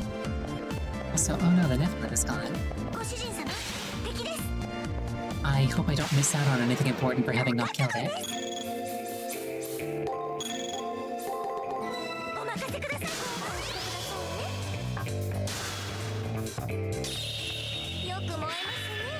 Already got Merciful Sky? Okay, cool. Wasn't sure if there was like a follow-up or not. 命令でしたご主人様 There's my cipher key.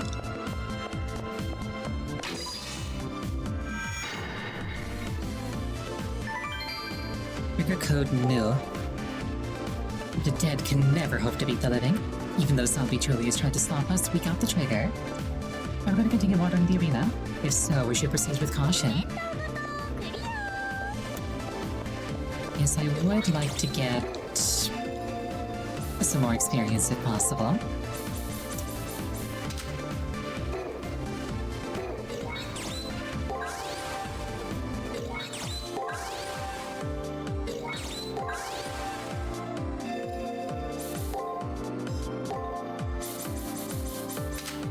I am once again asking for a third equipment slot. ご主人様敵です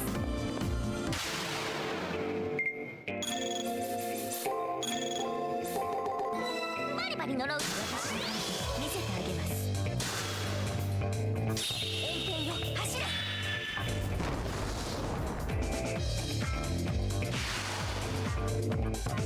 マスター一生ついていきますおあいにくさまブサイクモデルに用はないと言います贅沢は愛です金目のものとか大好きです Another elixir. Also, I think Tomo just said something a little bit more enthusiastic than she normally does, so I should probably pay attention to the next few of those. I've got enough of my own MP to stun 4 enemies. ご主人様敵です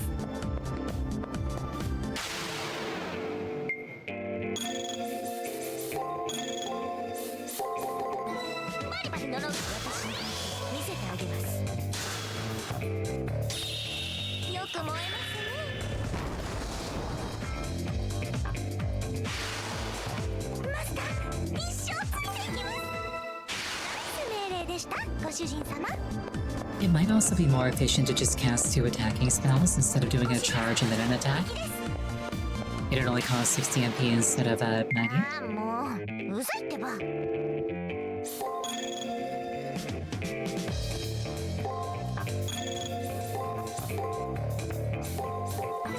張りますね死んでください But also it's Master MP that's limiting me, not Servant MP, so 炎天よ走れ not that important to be super よく燃え economic at this point in time. マスター一生ついていきますお疲れ様経験値をありがとうございます I can stun 2 more enemies. ああもう It amounted to nothing.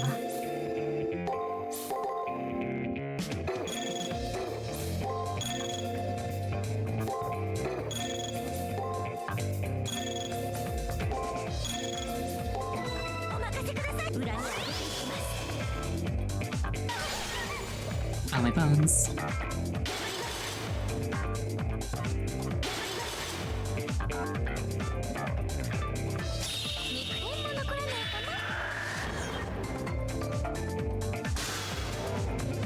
A little curse never stopped me.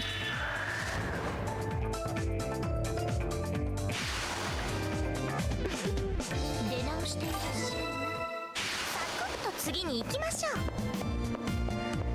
うご主人様敵ですああもう Basically poison on steroids. I got remedies, so it's not that big of a deal. But good to know.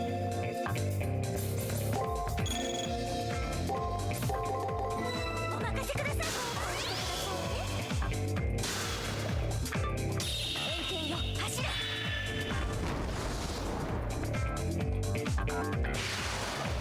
マスター一生ついていきますおあいにくさまブサイクモデルに用はないと言いますか I'm very close to that level, but I don't think it really matters that much.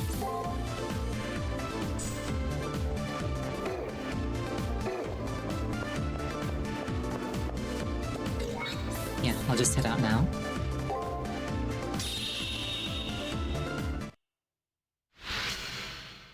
I got everything I wanted.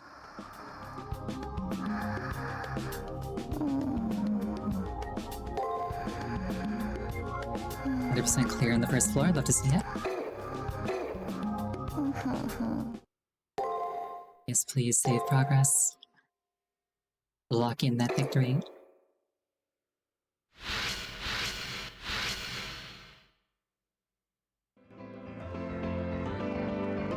We have canonically punched God in the face and legalized gay marriage. I suddenly realized that I haven't seen Leo once since day one. The only remaining masters in the school are myself, Leo, and Rin. At least I have two people to talk to. I just wish one of them wanted to have a conversation with it right now. We could talk about...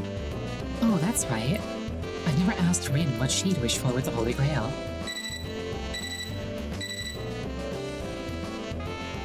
The second cipher key has been generated on the second floor. My terminal chimes informing me of a challenge. The last challenge, by beating it, the door to the last elimination battle will open. While I'm immersed in thought, the classroom door slides open and Kotomine appears. It seems that you've been alerted to the next challenge. I'm delighted that my work is almost done. Your opponent has received his notification as well. You'd do well not to back down now. I don't need Kotomine to warn me that the search for the final cipher keys won't be easy. I run the risk of crossing swords with Leo on the second level too. Then I won't see you again until the day of the elimination battle. Good luck. Kotomine is very handsome, but he's very much not a person you want to really interact with. His chuckle sort of undermines the whole meaning of good luck. He leaves the classroom. The last challenge. There are 4 days left until the day of the elimination battle, and my uncertain fate awaits me there. I should do whatever I can so that I have no regrets.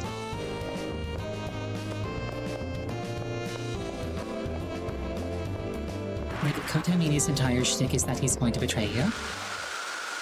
Thank you for the hydration. And thank you for the head pats.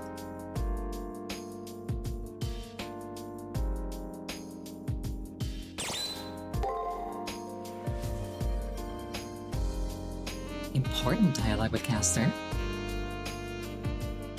The time remaining in this place has dwindled down to a few days. While I have zero attachment to this virtual world created from ones and zeros, I am intrigued by it. For example, what is the world outside of this school created for the Holy Grail War like? Whose memories and what world's history was used to create this artificial reality? おや、何か考え事ですか、ご主人様。今、リスが甘酒を飲んだようなお顔をなさっておりましたが。You have turned me into my original form, the one that I used when I started streaming. Master, what are you thinking about? You look dazed and confused. Oh, oh. さては、今頃私の魅力に気づいて、溢れ出る若い衝動を抑えるのに大変だったり。Could it be that you finally noticed my feminine charms and can no longer control your youthful ardor? いえ、むしろ勢いに任せてどうにかなってしまいたい。Or is it that you just want to give into your animalistic urges and see? 最後の戦いなんて知ったことかと悩んでいたと見ました。Ow, ow, ow, the bugs. See what happens thinking to hell with the final battle? That's what's bothering you. Also, the remaining days that I'll be fighting with her by my side can be counted on one hand. It seems that Tamamo only has cheerful things to say, but that might be because she's just trying to keep my spirits up. At least that's what I want to believe anyway. I'm certain that most servants don't care this much about their masters. With that thought, a wave of doubt washes over me. She claimed that she was a deity of some kind in the past. If that's the case, why would an immortal want to serve me? ご主人様、どうかなさいました？辛そうなお顔をして。まさか本気でお体の調子が悪いとか。Is there something wrong, Master? You look unwell all of a sudden. Could you really be ill? No, I'm just being paranoid. She might be overly playful and teasing at times, but I know that Tamamo really does care. Despite usually leaving well enough alone, I went ahead and asked, wanting to know more. especially why a heroic spirit like her is so devoted to serving me. なぜって以前もお答えしましたよ。私は人間に仕えるのが好きなんです。 I thought I've already told you why. It's because I like serving humans. It's that response that makes me feel so insecure. If just being given the opportunity to serve is her sole objective, then that would mean she could have chosen anyone to serve and been just as content. もちろん初めに選定基準はありますが、基本私は誰でもいいのです。 Of course, I do have my standards, but in general, anyone would be fine. ご主人様の召喚に応じたのだって助けを呼ぶ声が聞こえたからですし。 I initially responded to your summons because I heard you calling out for help. お見合いみたいなものですよ。私とご主人様の間に霊的な因縁とか全くありませんから。はい。 It was almost like an arranged marriage. I mean, there's absolutely no spiritual connection between us. Save for the fact that we're both foxes and we share a single brain cell. The smile on her face as she says this makes it even harder to deal with my conflicted feelings. Maybe I'm just slightly disheartened by the thought that Tamumo would be perfectly happy with anyone. その顔はいろいろとバカなことで悩んでいると見ました。 Judging by the look on your face, you're probably imagining something ridiculous right now. ねえ、ご主人様、誰にでも仕えるというの不純ですか？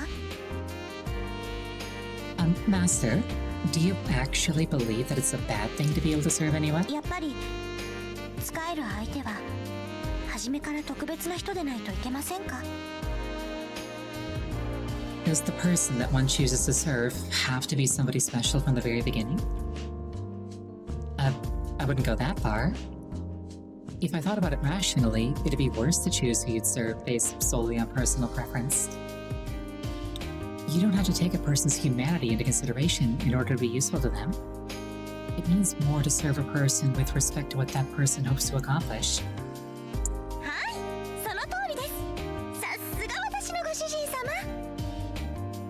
Yes, you got it exactly right.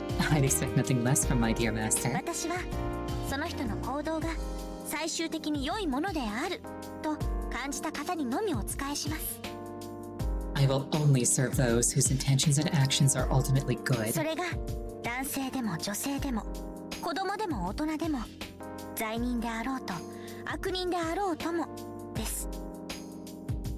Whether they are male or female, child or adult, or even a saint or sinner, only their intentions matter. それが私のただ一つの譲れない誠です。私自身がどのような悪名をかぶろうと仕えた主にだけは良き人生を歩んでほしい。 That is one principle that I will never betray. Regardless of my notoriety, I want the one I serve to be content. ただ私はすごく惚れっぽいので仕えた人を好きになっちゃうのは止められないというか。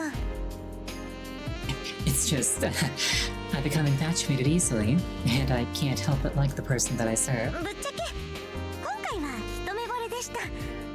でも私はこう見えて一途ですから。 But this time it was not at first sight. Seriously, I'm being completely honest. ひとたび好みを捧げたのならもうとことんお供します。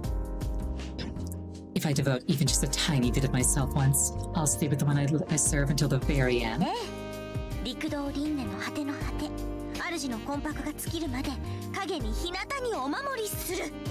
それが私の賜物前の願いなんです。 To stand by my master until their spirit transcends reincarnation. That is all that Tamamono Mae wishes for.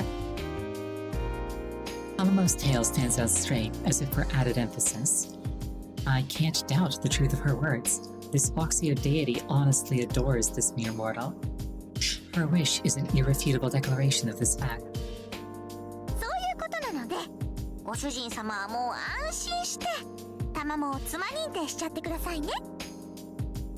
That's it exactly. So stop worrying and just acknowledge Tamamo as your blushing bride. できれば今すぐここで熱い抱擁とか誓いのベーゼとかぎゅっとご褒美で欲しいのです。 In fact, do it right here, right now. As a reward, I want a loving embrace and a passionate kiss. Seeing as Tamamo herself said she didn't need any reassurances, I'll just ignore what she just said, no you don't. However, why would she wish for something like that? As a goddess, Tamamo could fulfill that wish any number of times. Tamamo said that all she wants to do is serve humans. However, what I know of the story of Tamamo no Mae is that it ended in tragedy. She was eventually hunted down and killed as an enemy of mankind. Wouldn't she want revenge instead? それは神様にだってできないことはあるんですよ。というか、できないことだらけです。That's because there are things that even a goddess like me cannot do. Well, several things actually. でも仕方ないか。I guess it can't be helped. 自分語りは柄ではありませんが、ご主人様に誤解されたままっていうのもあれですし。I'm usually not one for talking about myself, but I can't let my master have any misconceptions about me. 仕方ない。ここは一つ昔話といきましょう。Alright, it's decided. Just sit back and listen to a tale of old. サクッと簡潔に済ませますので、お茶の用意は結構です。どなた様もお気を楽に楽に。I'll try to keep it short, so no need to prepare any tea. So please sit, relax, and enjoy.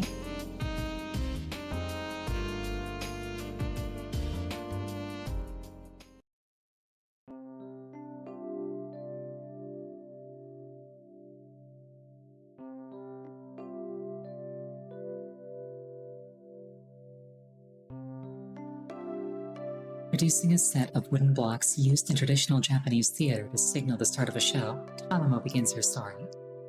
It's an ancient tale of her birth that had endured the years to become a part of folklore.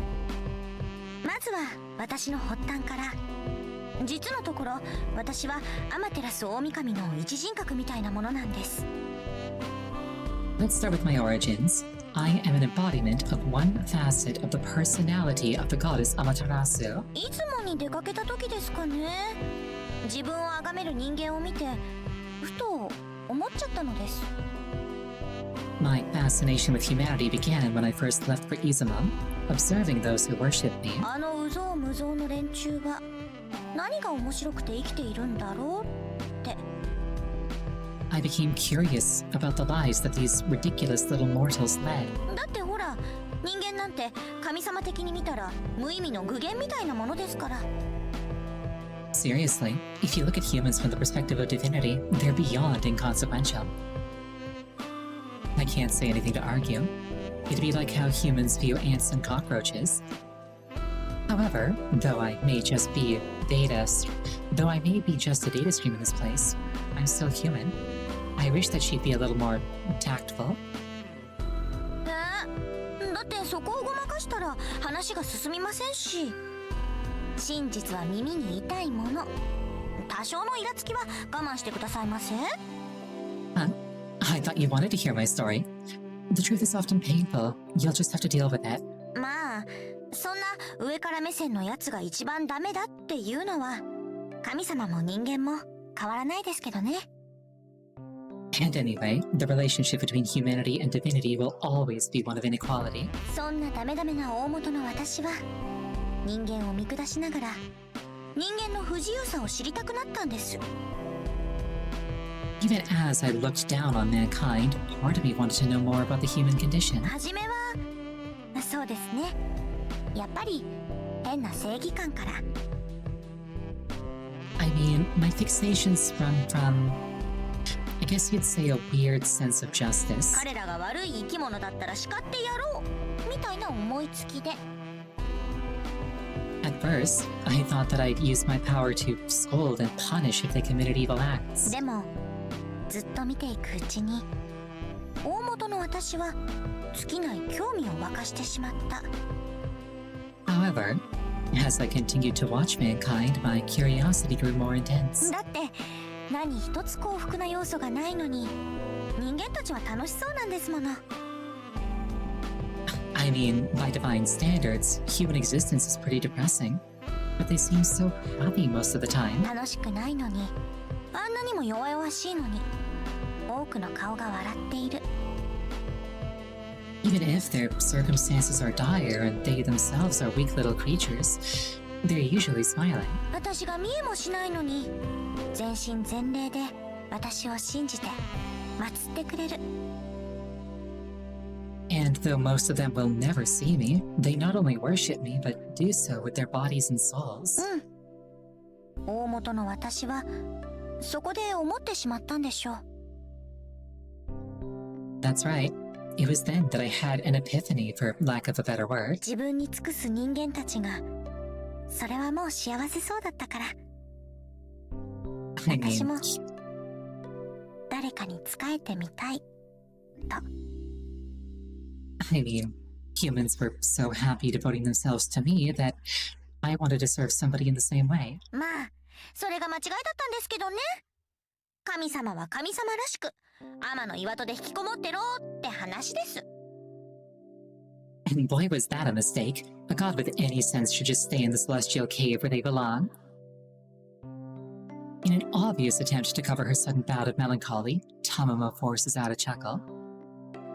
It's from this point the legend begins. Driven by curiosity, she posts the courtesan Mizukume.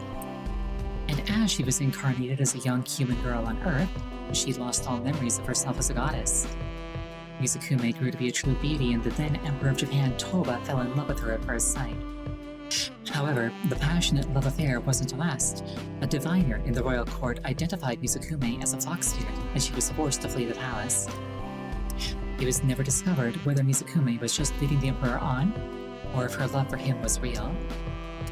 The story of Talamo no Mae has been told countless times in endless variations over the centuries. あの時はマジ驚きました。 Wow, I totally freaked back then. 朝起きたら頭が重いなぁと思って触ってみたら可愛い狐耳とか生えてるし。 I woke up one morning thinking that my head felt heavier. It was then that I discovered these adorable fox ears. あれです。漫画でよくあるじゃないですか。 It's a lot like what happens to the unsuspecting heroine in comic books. 朝起きたら女の子になってたとか芋虫になってたとか、あの気持ちですね。 It'd be like if you woke up one morning to find out you've turned into a girl. Or a potato bug. 嘘、やだやだ。私ったらなんで狐耳とか生えちゃってるの？ My first reaction was like, no way, do I really have fox ears growing out of my head? 1ヶ月ぐらいはなんとか隠し通せたんですけどね。いえ、ヒロイン的に。 I was able to get away with hiding them for about a month. It was very heroine-like of me. でも、安倍の野郎がやってきやがって。 But then that jerk Ave came along. 思い出すだけで耳にきます。あの切れ長めの超絶美形。あいつ、日本人の骨格してないです。 It makes my ears twitch just thinking about that shifty-eyed jerk. He was gorgeous, though. 性格最悪、外見最高。魂はもう少年まで根の国色の陰陽師がやってきて、あっさり私の正体を暴いたんですよ。 This horrid yet handsome diviner with a soul as black as the underworld just blurts out my identity. もうそこからは雲の子を散らす騒ぎで、結果私は取るものも取らず奥の院から逃げ出しました。 And the uproar he caused. As a result, I had to escape from the inner sanctum of the court in a hurry. 犬神の野郎もここぞとばかりに食いついてきやがりまして。 To add insult to injury, even those stupid dog spirits joined in the chase of yours 日 truly. 本の生態系的に狼が犬に駆逐された最初の事件ですね、あれは。 It must have been the first time in the history of Japan's ecosystem that a fox had been hunted by hounds. Talamo was speaking in her normal, cheerful tone, but the actual event must have been terrible to experience. To wake up one morning to find out that not only has your body changed, but that you're no longer human. In the very center of power of human society, she was the only one who wasn't part of mankind. I couldn't even begin to imagine her confusion and her fear at the time. Not to mention her self-doubt, disbelief, and misery. The fear of eventually being found out and persecuted. And above all, dreading the moment that when the one she loved most condemns her as a monster. All of this is like a millstone on her back, trembling alone in the darkest corner of the court, unable to confide in anyone and praying for an end to her nightmare.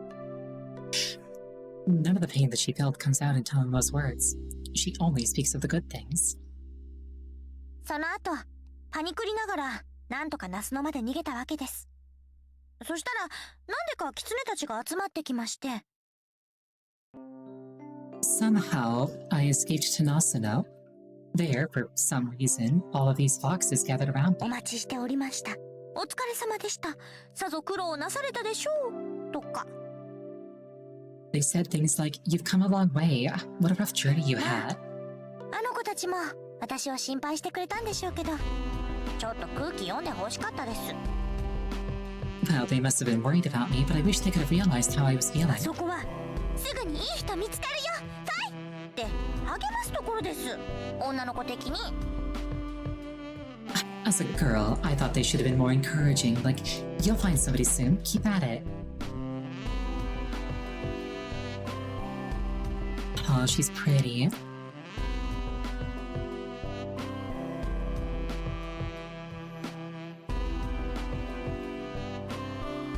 I can't listen anymore. It might be because of my connection to her as a master, but I can feel her pain as if it were my own. Tomomo is putting up a brave front in the here and now, but I can feel the tears of the scared young girl sitting alone in the fields of Nasuno, haunted by those who claimed to love her, and forcibly separated from those she loved. It was only after being surrounded by fellow foxes that she realized who and what she truly was. What a fool I was. It was in the comfort offered by the foxes around her that Tomomo no Mae said those words to herself.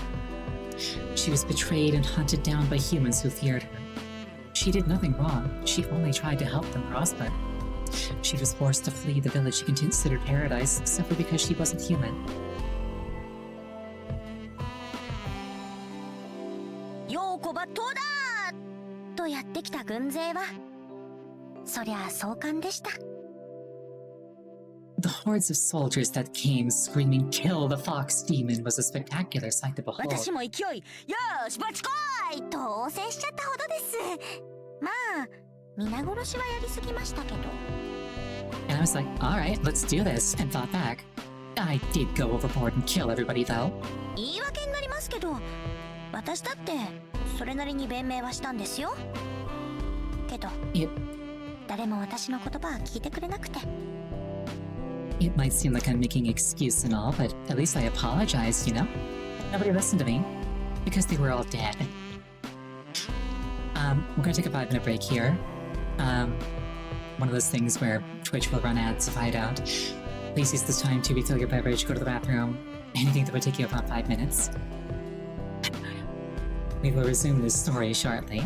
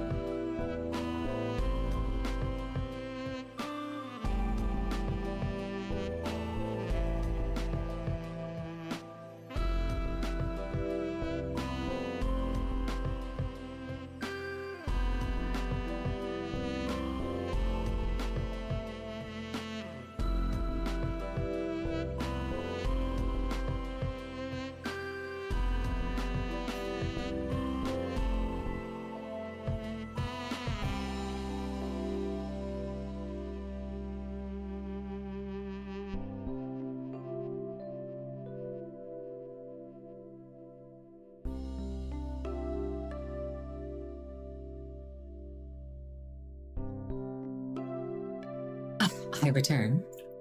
So many words today. It might seem like I'm making excuse and all, but at least I apologized, you know?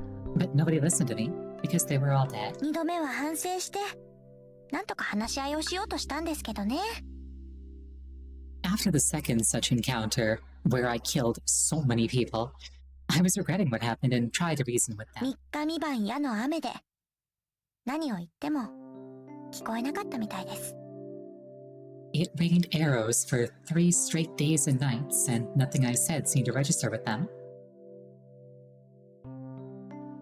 Standing in a hail of arrows, covered in blood, I wasn't trying to fool anyone. I'll leave now, so please just forget all about me. Is what she says, almost begrudgingly. However, the assault never slackened and the hatred of the humans never lessened. It was then that she realized how narrow-minded they are, how much hatred they hold, how self-righteous they can be, and how truly fragile and inhibited yet precious their lives are. 初めから物の見方が違ったんです。視点の広さと言いましょうか。人間たちの神仏への信仰と同じです。I was wrong from the beginning. Much like humans and religion, my perspective influenced my だ beliefs. から私は愚かでした。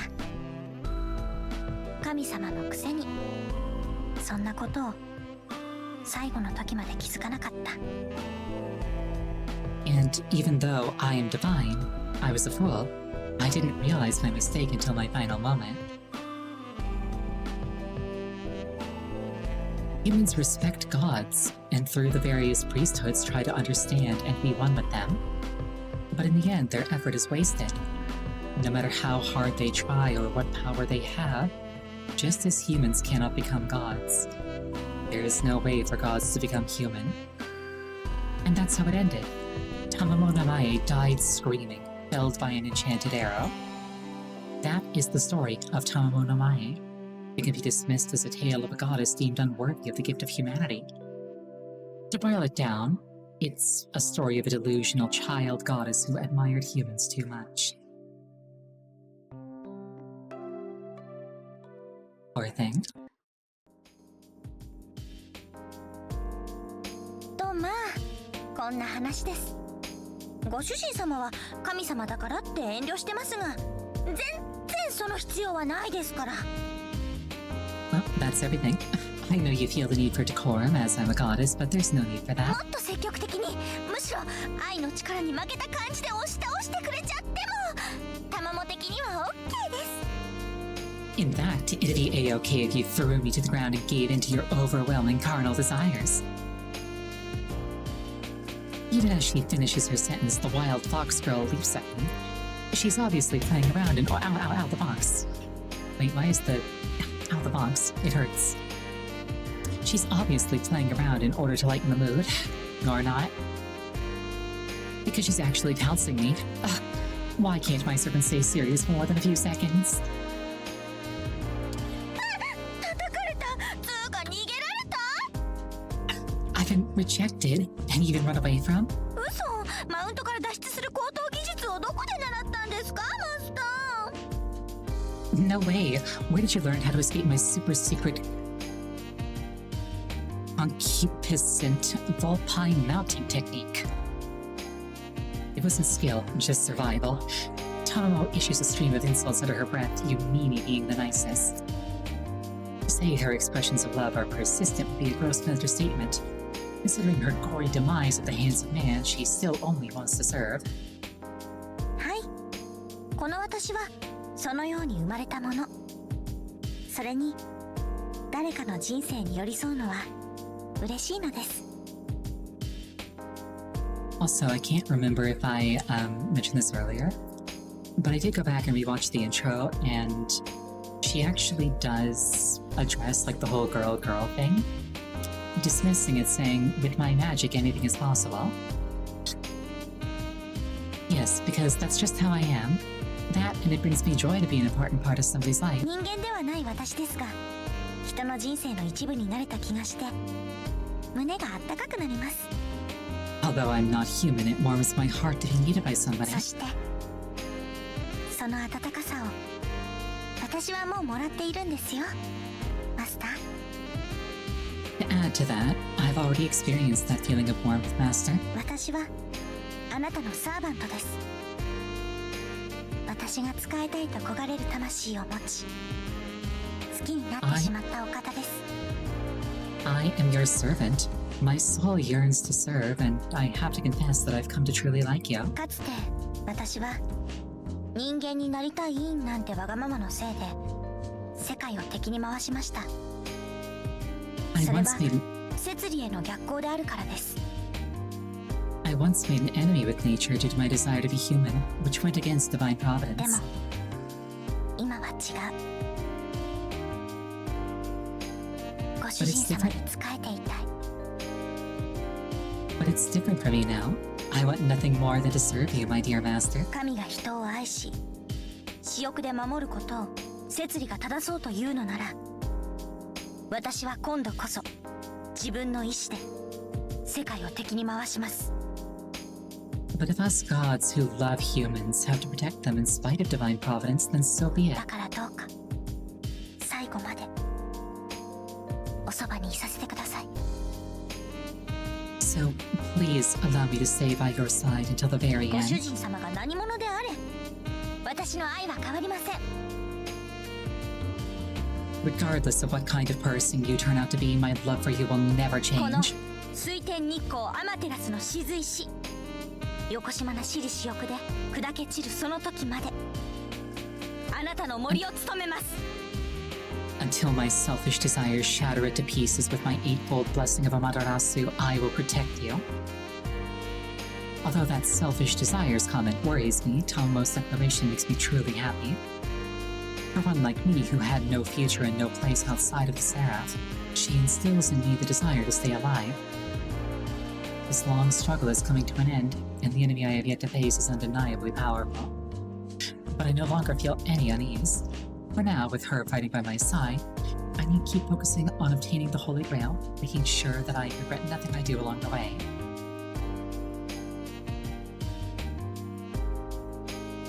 That was a lot of words.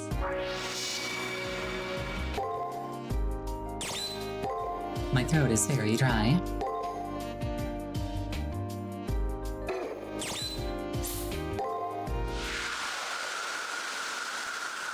Doesn't help. Oh, thank you for the hydration. That's very helpful, actually.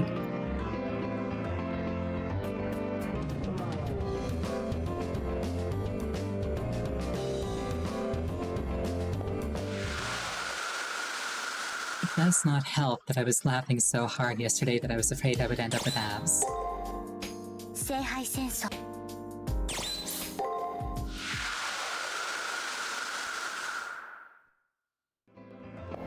That also did a number on my throat.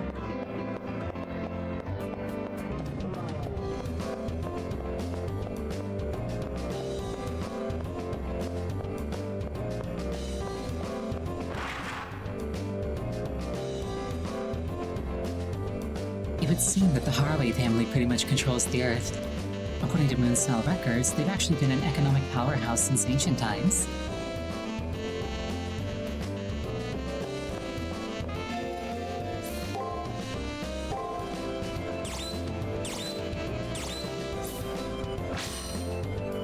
Dakini Deva, while Tamamo no Mai is generally believed to be a nine-tailed fox spirit with many of the attributes associated with the tantric deities known as Tsukimi, she is frequently mistaken by many as one of the Inari, or sometimes even a manifestation of Buddha.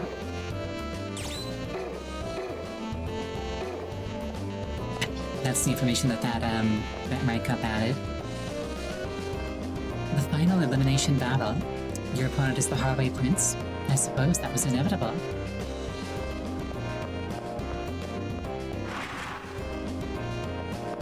You consider playing this game? I highly recommend it. It's very fun.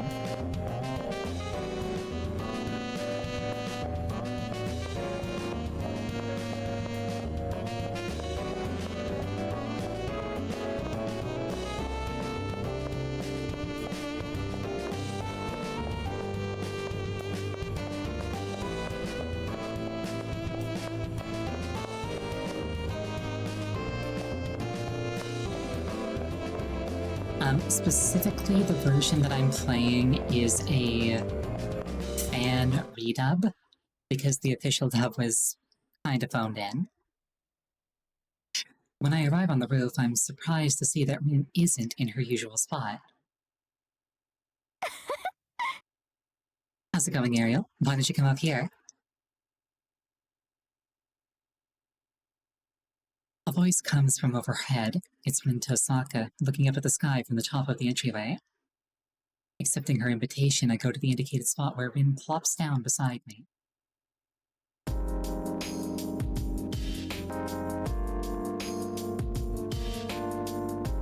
Come to think of it, I don't think I ever told you the reason I entered the Holy Grail War. I mean, you did kind of say that you did it to stop the Haraway's. From out of the blue, she starts into a fairly serious topic. As Data, you have no idea about life outside of the war, so let me tell you some of the basics. For the past 20 years, the world has been in stasis. Things have neither gotten better or worse. I agree with Leo about one thing. Change ignites conflict, so maybe stasis isn't such a bad thing. That's what I thought at first. Then I realized just how joyless life has become for everyone. For most people, simple joy is something trivial that's easily overlooked or even dismissed. However, for Rin, the lack of joy or even simple happiness was enough to spur her into action. It seems that in reality the world is being warped for some unknown purpose. Without change, there will be no chance for things to improve no matter how much time passes.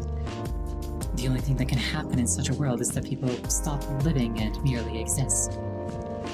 That is why I oppose the Haraways and everything they stand for. My goal was to overthrow those who have traded progress for stability and give humanity a real future. I fought alongside others for many years, but our foe's power was too much to overcome. But the Holy Grail contains enough power to topple the mightiest of foes. That's why I'm here. After her last statement, she takes a deep breath. She then turns and looks at me with an anxious, almost worried expression on her face. Don't get the wrong idea. I'm not asking you to use the Holy Grail to make my wish come true. After all, only the winning master has the right to make a wish, not a dropout like me. But I just wanted you to know why I entered and how I felt. That I am basically a rash and impetuous person who'd choose chaos over complacency. That's all I wanted to say to you. Sorry about making you sit here and listen for so long. With that, she cuts off any further conversation and stares up at the fabricated sky. Right now, all I can do is gaze at her profile. But I wonder why so much of Rin's speech was in the past tense. I can see resignation cloud her expression as she continues to look up into the sky. She has entrusted a great many secrets to me right now. Only the master who claims the Holy Grail can leave the Seraph. For Rin, the days before the final battle will be her. Don't look so down, and don't underestimate me. I've been probing the Seraph every day. Don't worry, I'll find a loophole. Now stop thinking about me and start focusing on Leo. Her sudden smile was enough to lighten my mood and make all of my angst go away. I doubt there's anything under the sun that would be a match for this girl. Of all the people I've known throughout all of this, she's definitely the most important to me. Well, that's a bit melancholic.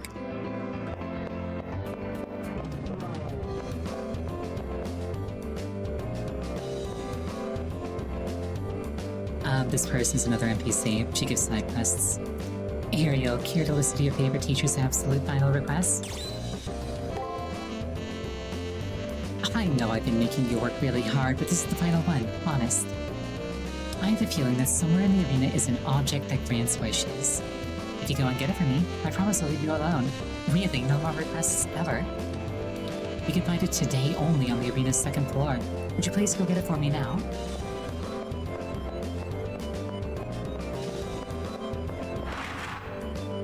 I presume she's asking for, like, a 4-leaf clover or something, not the Holy Grail.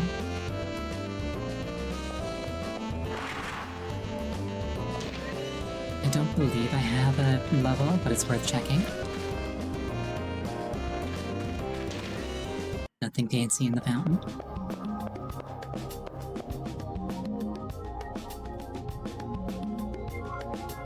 No new dialogue from her.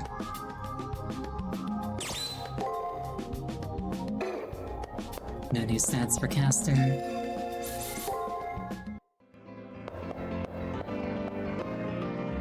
I think I spent an ether crystal, so I should restock that.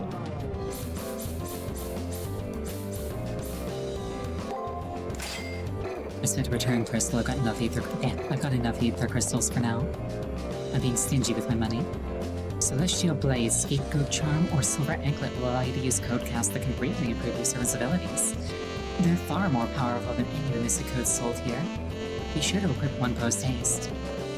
Don't tell me what to do. I'm using Shockwave Second Strike and Base Red Mystic Code. I'll swap out Shockwave for the Silver Anklet when it's time for a boss fight.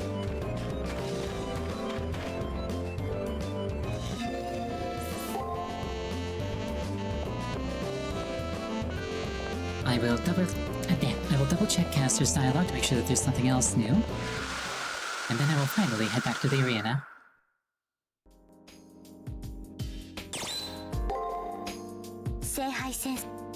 Nothing new. Save our game and we'll go to the arena.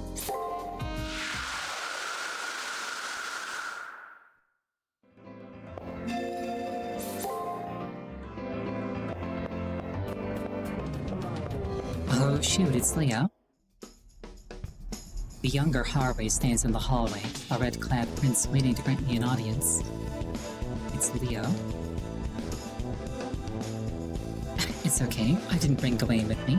I have something I wish to speak to you about. Leo's words are disarming. It's true, Gawain, who is usually by his side, is nowhere to be seen. I just thought of something I have to check, hold on.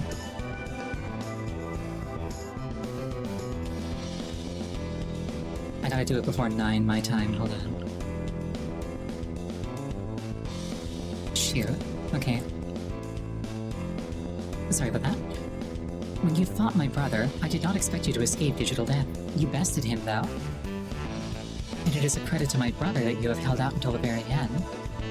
Thank you for that. You have my gratitude.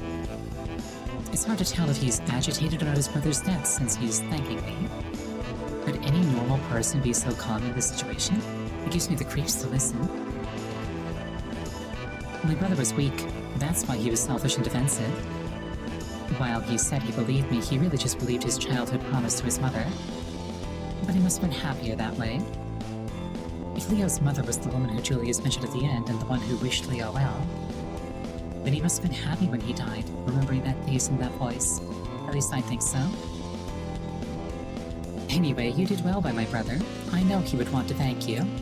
And... hold your tongue, Leo. There is no need to converse with your enemy at this point. I told you not to manifest, Gawain.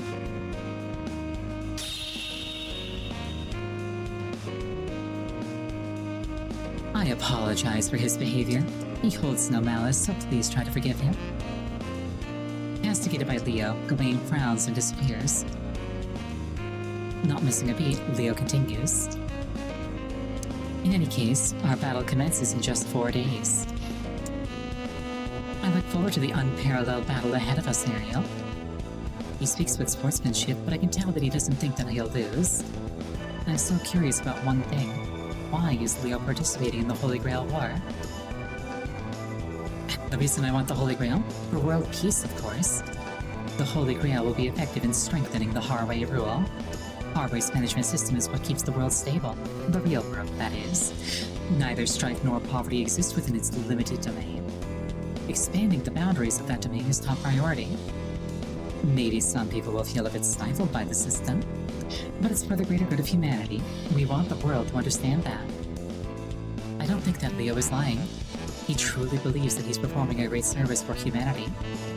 He's self-righteous, but looking at his face, I'm jealous of his self-confidence. It's better to forget doubts like he has. Well, alright then.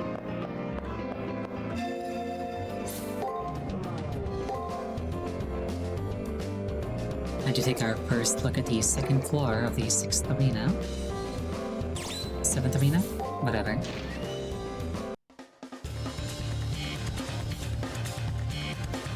We're gonna see it for the first time.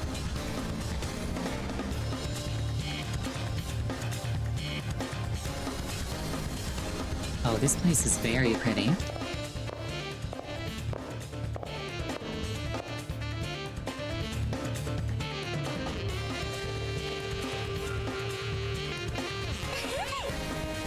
Oh, the sun is out. We've been underwater this whole time, but now I can see the sky.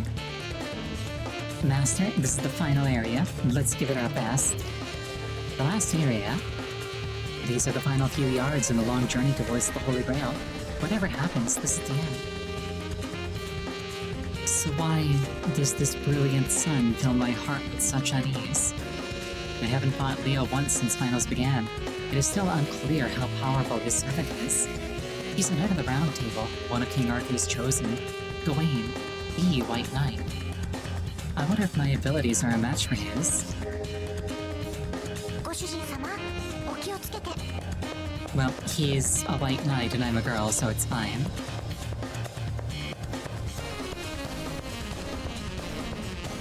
He'll be like, I cannot possibly raise my sword against Milady.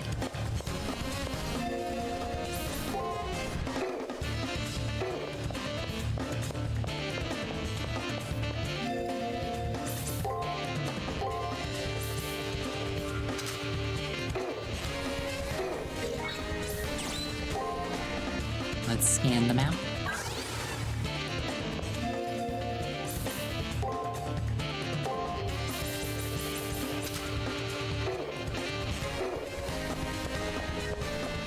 I admit I am not a scholar of Arthurian myth. ご主人様、敵です。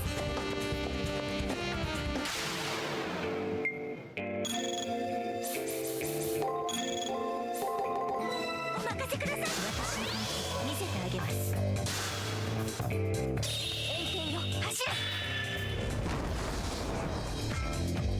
It's kind of like Fate, actually. It's so disjointed that it's hard to find an entry point. お疲れ様。経験値をありがとう。まず、お覚悟です。頑張りますね。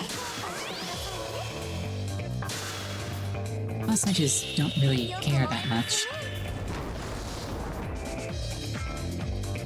It's like I've got the gist of it from, like, 一生ついていきます。 just cultural osmosis in general. やりました。レベルアップです。 What we got here? Staff of Rebuke.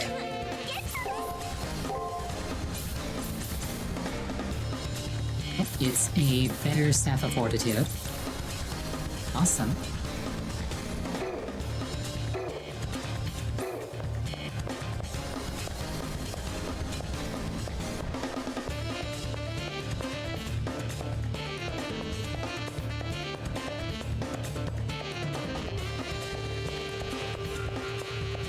Yeah, my main goals are finding the thing that Taiga wants and finding the trigger.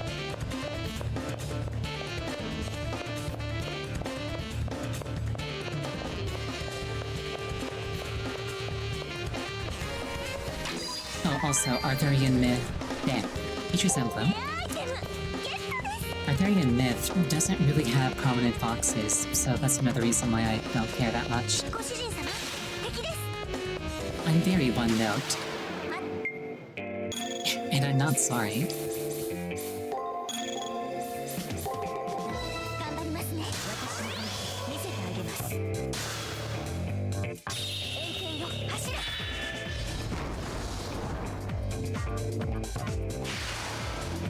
マスター、一生ついていきます。ナイス命令でした。ごし。はい、遠慮なくいただいちゃいましょう。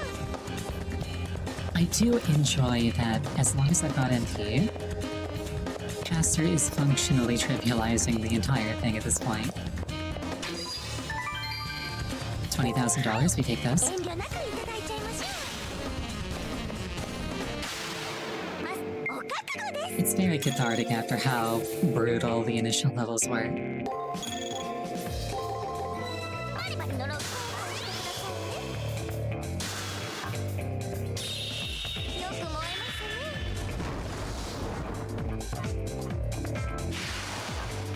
マスター、一生ついていきます。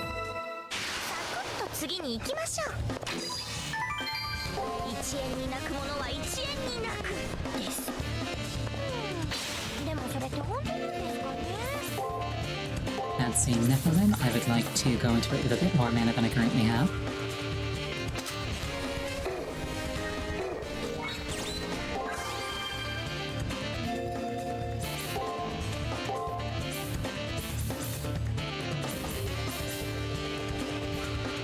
That costs twice as much MP, but only restores 50% as much, or only, it costs 100% more, but it restores 50% more, I think. So the Staff of Fortitude is better out of combat. Good to know.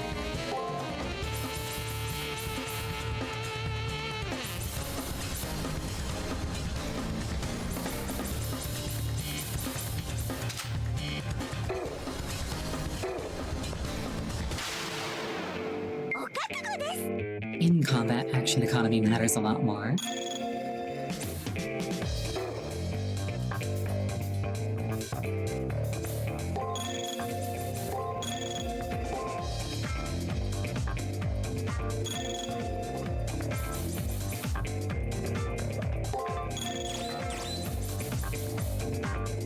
Talking about magic? Oh, right. I equipped it specifically so that I could do that. Silly me.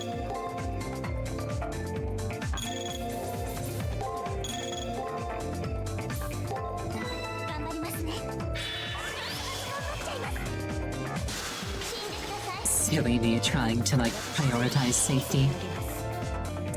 I just need to explode him. He can't hurt me if he's dead.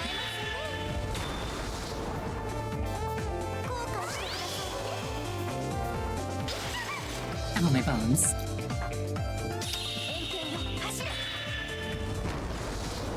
Perish.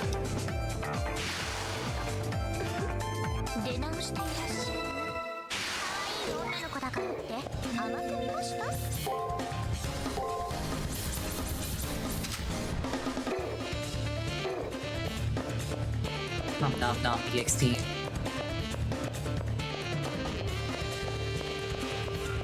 Honestly though, given how efficient Caster has gotten at killing fodder, might not be worth my time to kill Nephilim, just because of how much more MP I spent on them.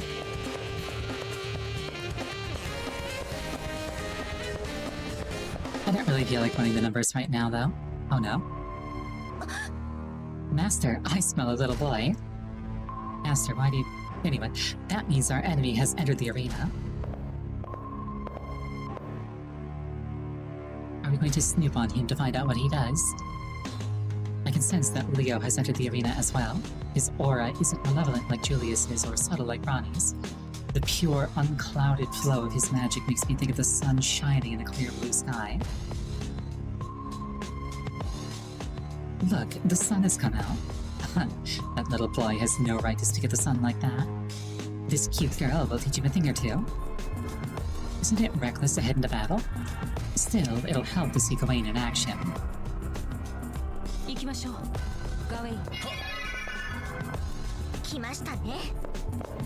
That was rude. Master, this time our opponent isn't going to be fooled or caught in a trap. Let's go attack them. Master has a fair point. I should position myself for attack. Oh, alright then.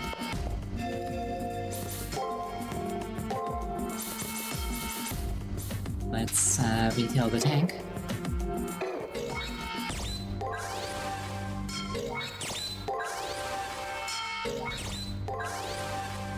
Master MP's not incredibly helpful when fighting Masters, after all. Or rather, I can't use it for a shockwave is what I meant.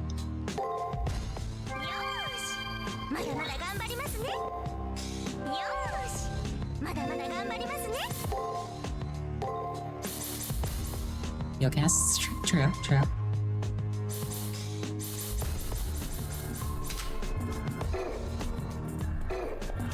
I've got items for healing, though.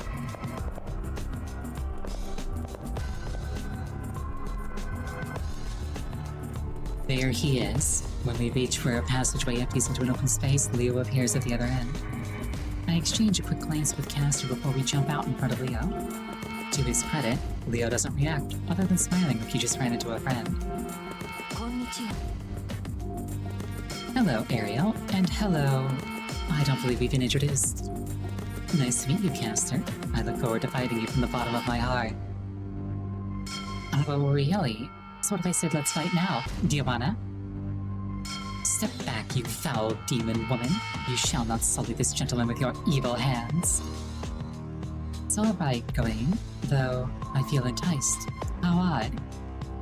Please accept her challenge, so I would like to have a taste of my opponent's power. As you command. At Leo's signal, Gawain readies his sword. He somehow looks more hulking when he does so. Good puppy, listening to everything your master says. That's so boring. I have no need of amusement. At least not when your ears are so amusing. That's a joke, of course. Of course. Fox ears aren't my cup of tea. Kill him now. What? I thought this guy was an uptight snob, but he actually said something not horrible. Be silent. The way of the knight is obedience. My sword belongs to my king, and I draw it for him alone. This holy sword and my body are vessels for the will of my king. A holy sword? Gawain, one of the best-known knights of the Round Table, holds the sister sword to Excalibur. Its name is... That's Galantine. No way. I always thought it was some stuffy old sword, but does it have real sun in the handle? Yes, there is a fragment of sun dwelling in the Galantine, as evil can only be purged with flame. It subjugates itself to the king's will and defeats the enemies of the king. This blade, and this body as well. Apparently fire doesn't harm pompous jerks, though. Master, this guy is more full of himself than I am. Flame is plenty purifying against abominations like you.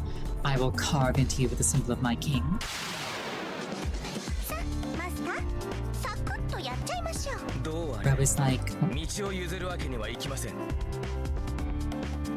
Bro's like, check this out, I'm about to drown the ocean.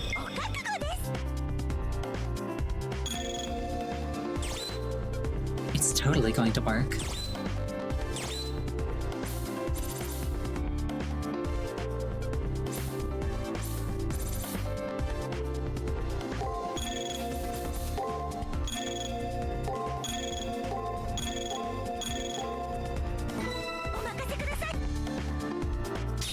When in doubt, cast Fireball. Oh no.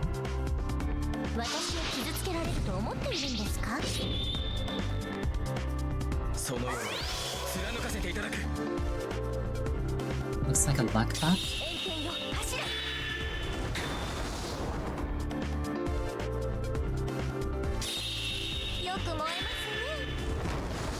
Not sure if this is his anti-magic or...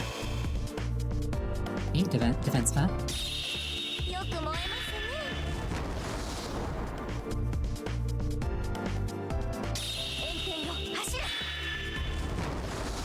I'm not sure if that's anti-magic or if this is something like if this is something like what's his name's thing where like you have to pierce his defense before you can actually like do anything.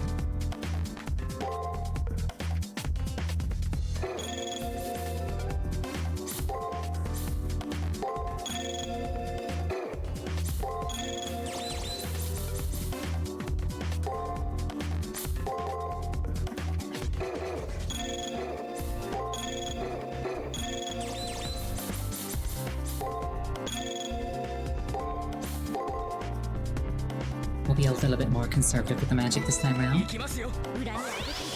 Though it occurs to me that if I'm doing no damage, Spirit Theft, never mind, it will refund mana.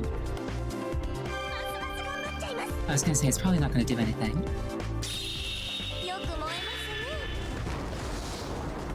So like, my damage is being calculated. It's just being set to 0 after the fact.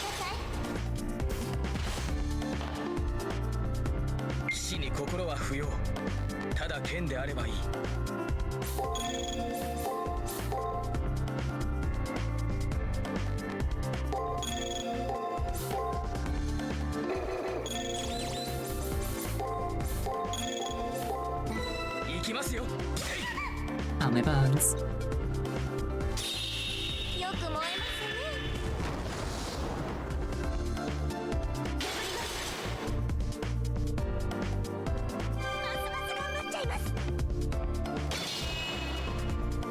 Did they have to give these guys gimmicks where they can't take damage? Because otherwise there's a very real chance the caster could kill them.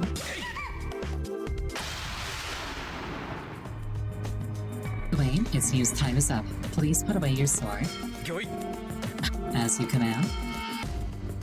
I have the Seraph's intervention to thank for my life, I believe. There isn't a single scratch on Gawain's silver armor, but the caster is struggling for breath. Today was fun, Ariel. I look forward to engaging you in combat again.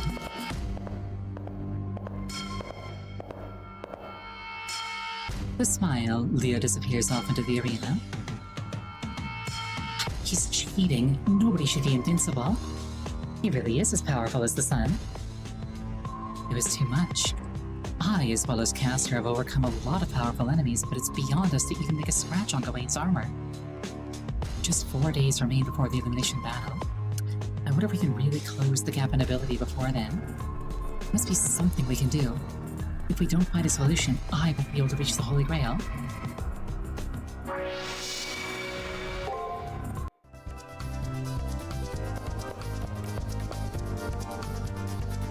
Leo disappears into the arena. I should be able to have a rematch if I catch up with him. However, Caster couldn't deal Gawain a lick of damage. His strength must be... Unless we eliminate that, we'll just be repeating the same battle over and over. Recklessness won't bring about change. Unfortunately, I have to think of a plan. Thinking, my one weakness. That said, I presume that we're done here for today, and that the teacher's badge is what Taiga was after.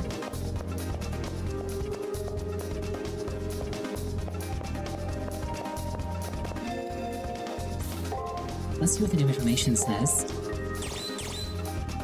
Excalibur Galatine, the resurrected sword of victory. The sword of Sir Gawain and the sister sword to Excalibur. It is said that, like Excalibur, Galatine once belonged to the Lady of the Lake. However, its legends have been overshadowed by its more famous counterpart, and therefore, very few people know of its true significance. Another difference is that, while Excalibur was said to absorb the light radiated from the earth, Galatine reflected the warming rays of the sun. While King Arthur was ruled by the movement of Artemis, the goddess of the moon, Sir Gawain drew his strength as a light from the sun. It is said that his powers are at their greatest when the sun is at its zenith. Arthur, said to be the mightiest of all the kings to rule Britain, is believed to have ruled sometime in the 5th or 6th century. The sword that is said to have proclaimed his right to rule was bestowed upon him by the elemental known in legends as the Lady of the Lake.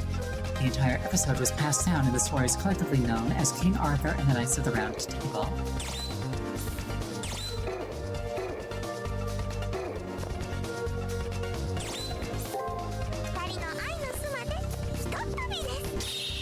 Hop, skipping a trip back to our love nest. Oh, Caster, never change. To think that I couldn't even nick him. It's not fair that he's got that rock hard of a constitution. This is just my animal intuition speaking, but I'm sure he's got some trick to that invulnerability.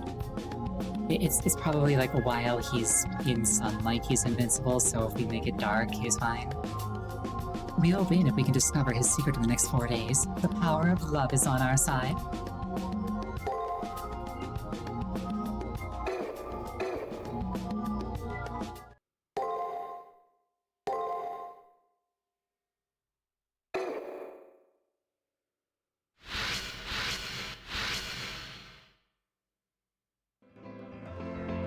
Gawain is so strong. The power he met me with in the arena surpassed my expectations. Caster's attacks didn't even put a scratch in his armor. Master, are you worried? Don't be. This guy's no different from the rest of your enemies. Look at it this way, none of your opponents have been easy. But you ended up trouncing every single one of them, so you'll win this time too. And even if winning all of those was luck, then you have the luck to win 1,000 times. Thank you for hydration.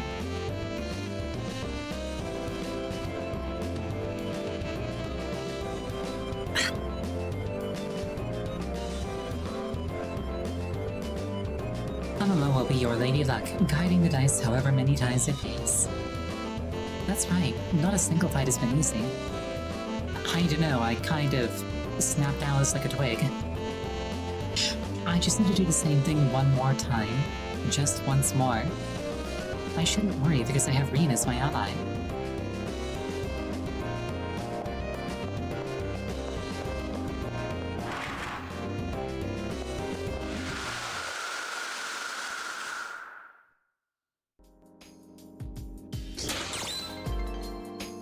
Oh, thank you so much for the cheer. Also, good evening and welcome. 聖杯戦争の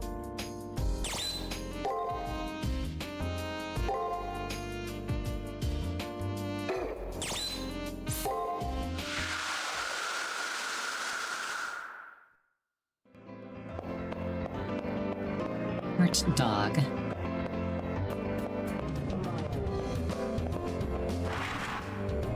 I sure hope you have no nefarious intentions with the Foxies. The Holy Grail creates a servant by categorizing a heroic spirit into a class. Well, the Moon Cell replicates that function that the Holy Grail used to do.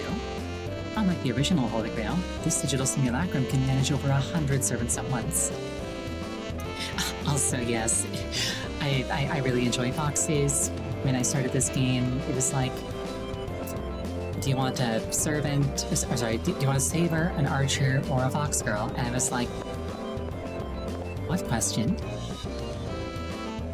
The new firewall is so awesome. No punk will ever hack into my precious arena again. Okay, do your best out there. We'll be done with our job soon. But until then, let's rock.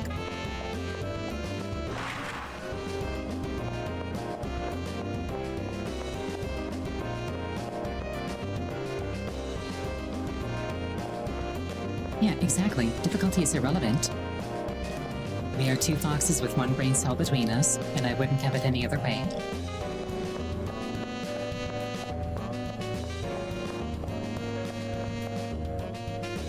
It's a very, very good brain cell.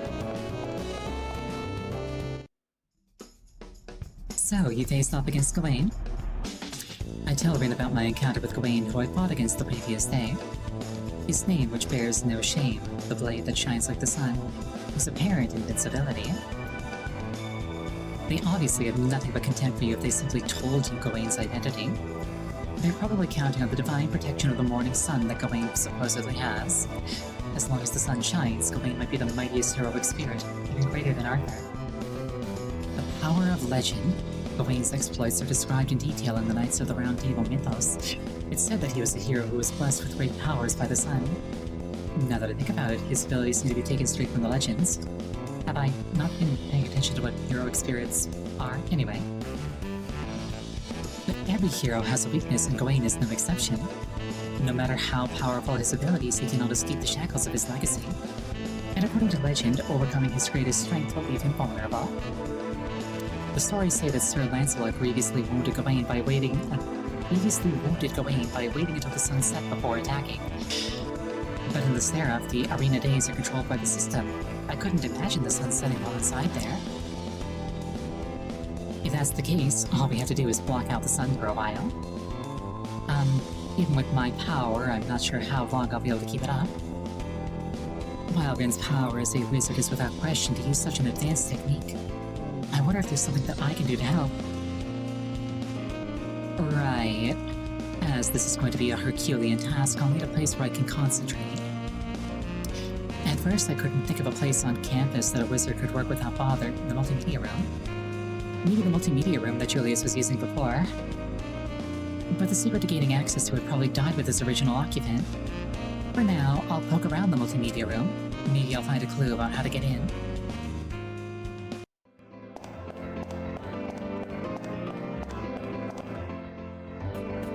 Yeah, like assuming that she can't use her private chamber. The multimedia room, guarded by the firewall that one NPC is so proud of. The multimedia room, this place must have facilities that support extensive hacking. I place my hand on the door and wonder how to get in. I knew it. I earn a mild electric shock when I touch the door. It's been booby-trapped. It's a trap. If nobody can get in the door except for Julius, what are we gonna do? Break it down? I have an idea. If only Julius can enter, then I just have to pretend to be Julius. How I'm going to masquerade as the guy, I don't know. If only I had something of his. Anyway, I'll go look around the place where I fought Julius. Maybe I'll find a clue. I don't think that's how anything works, but I'm not going to stop me.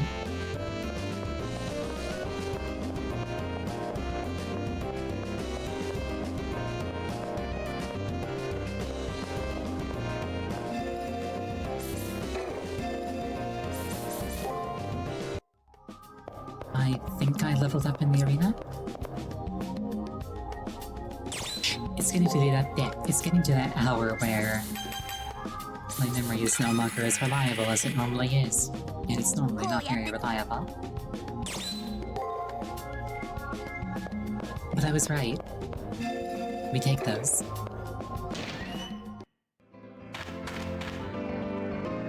Nothing new in the mountain.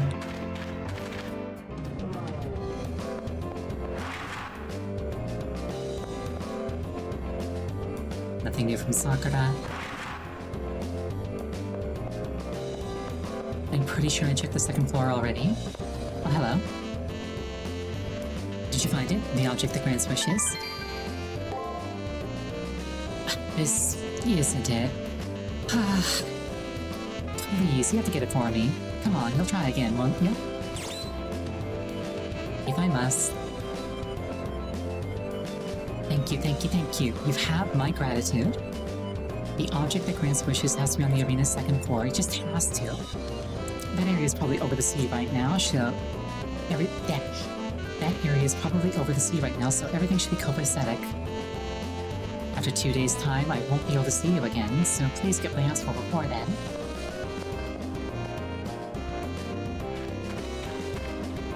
Also, yes, I was planning to say before entering the arena.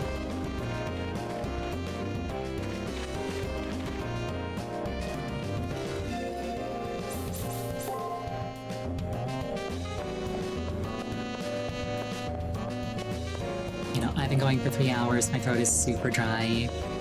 It's 9 o'clock my time, which is my scheduled end. Thank you so much for joining me. I really appreciate it each and every time. Next scheduled stream is tomorrow. I have yet to decide what the game's going to be because I finished the most recent one. The next time I'm playing this game in particular is going to be on Sunday. I hope you all have an absolutely wonderful night, and I hope to see you again. Good night. Also, Kurt, sorry for ending so soon after you showed up. I apologize.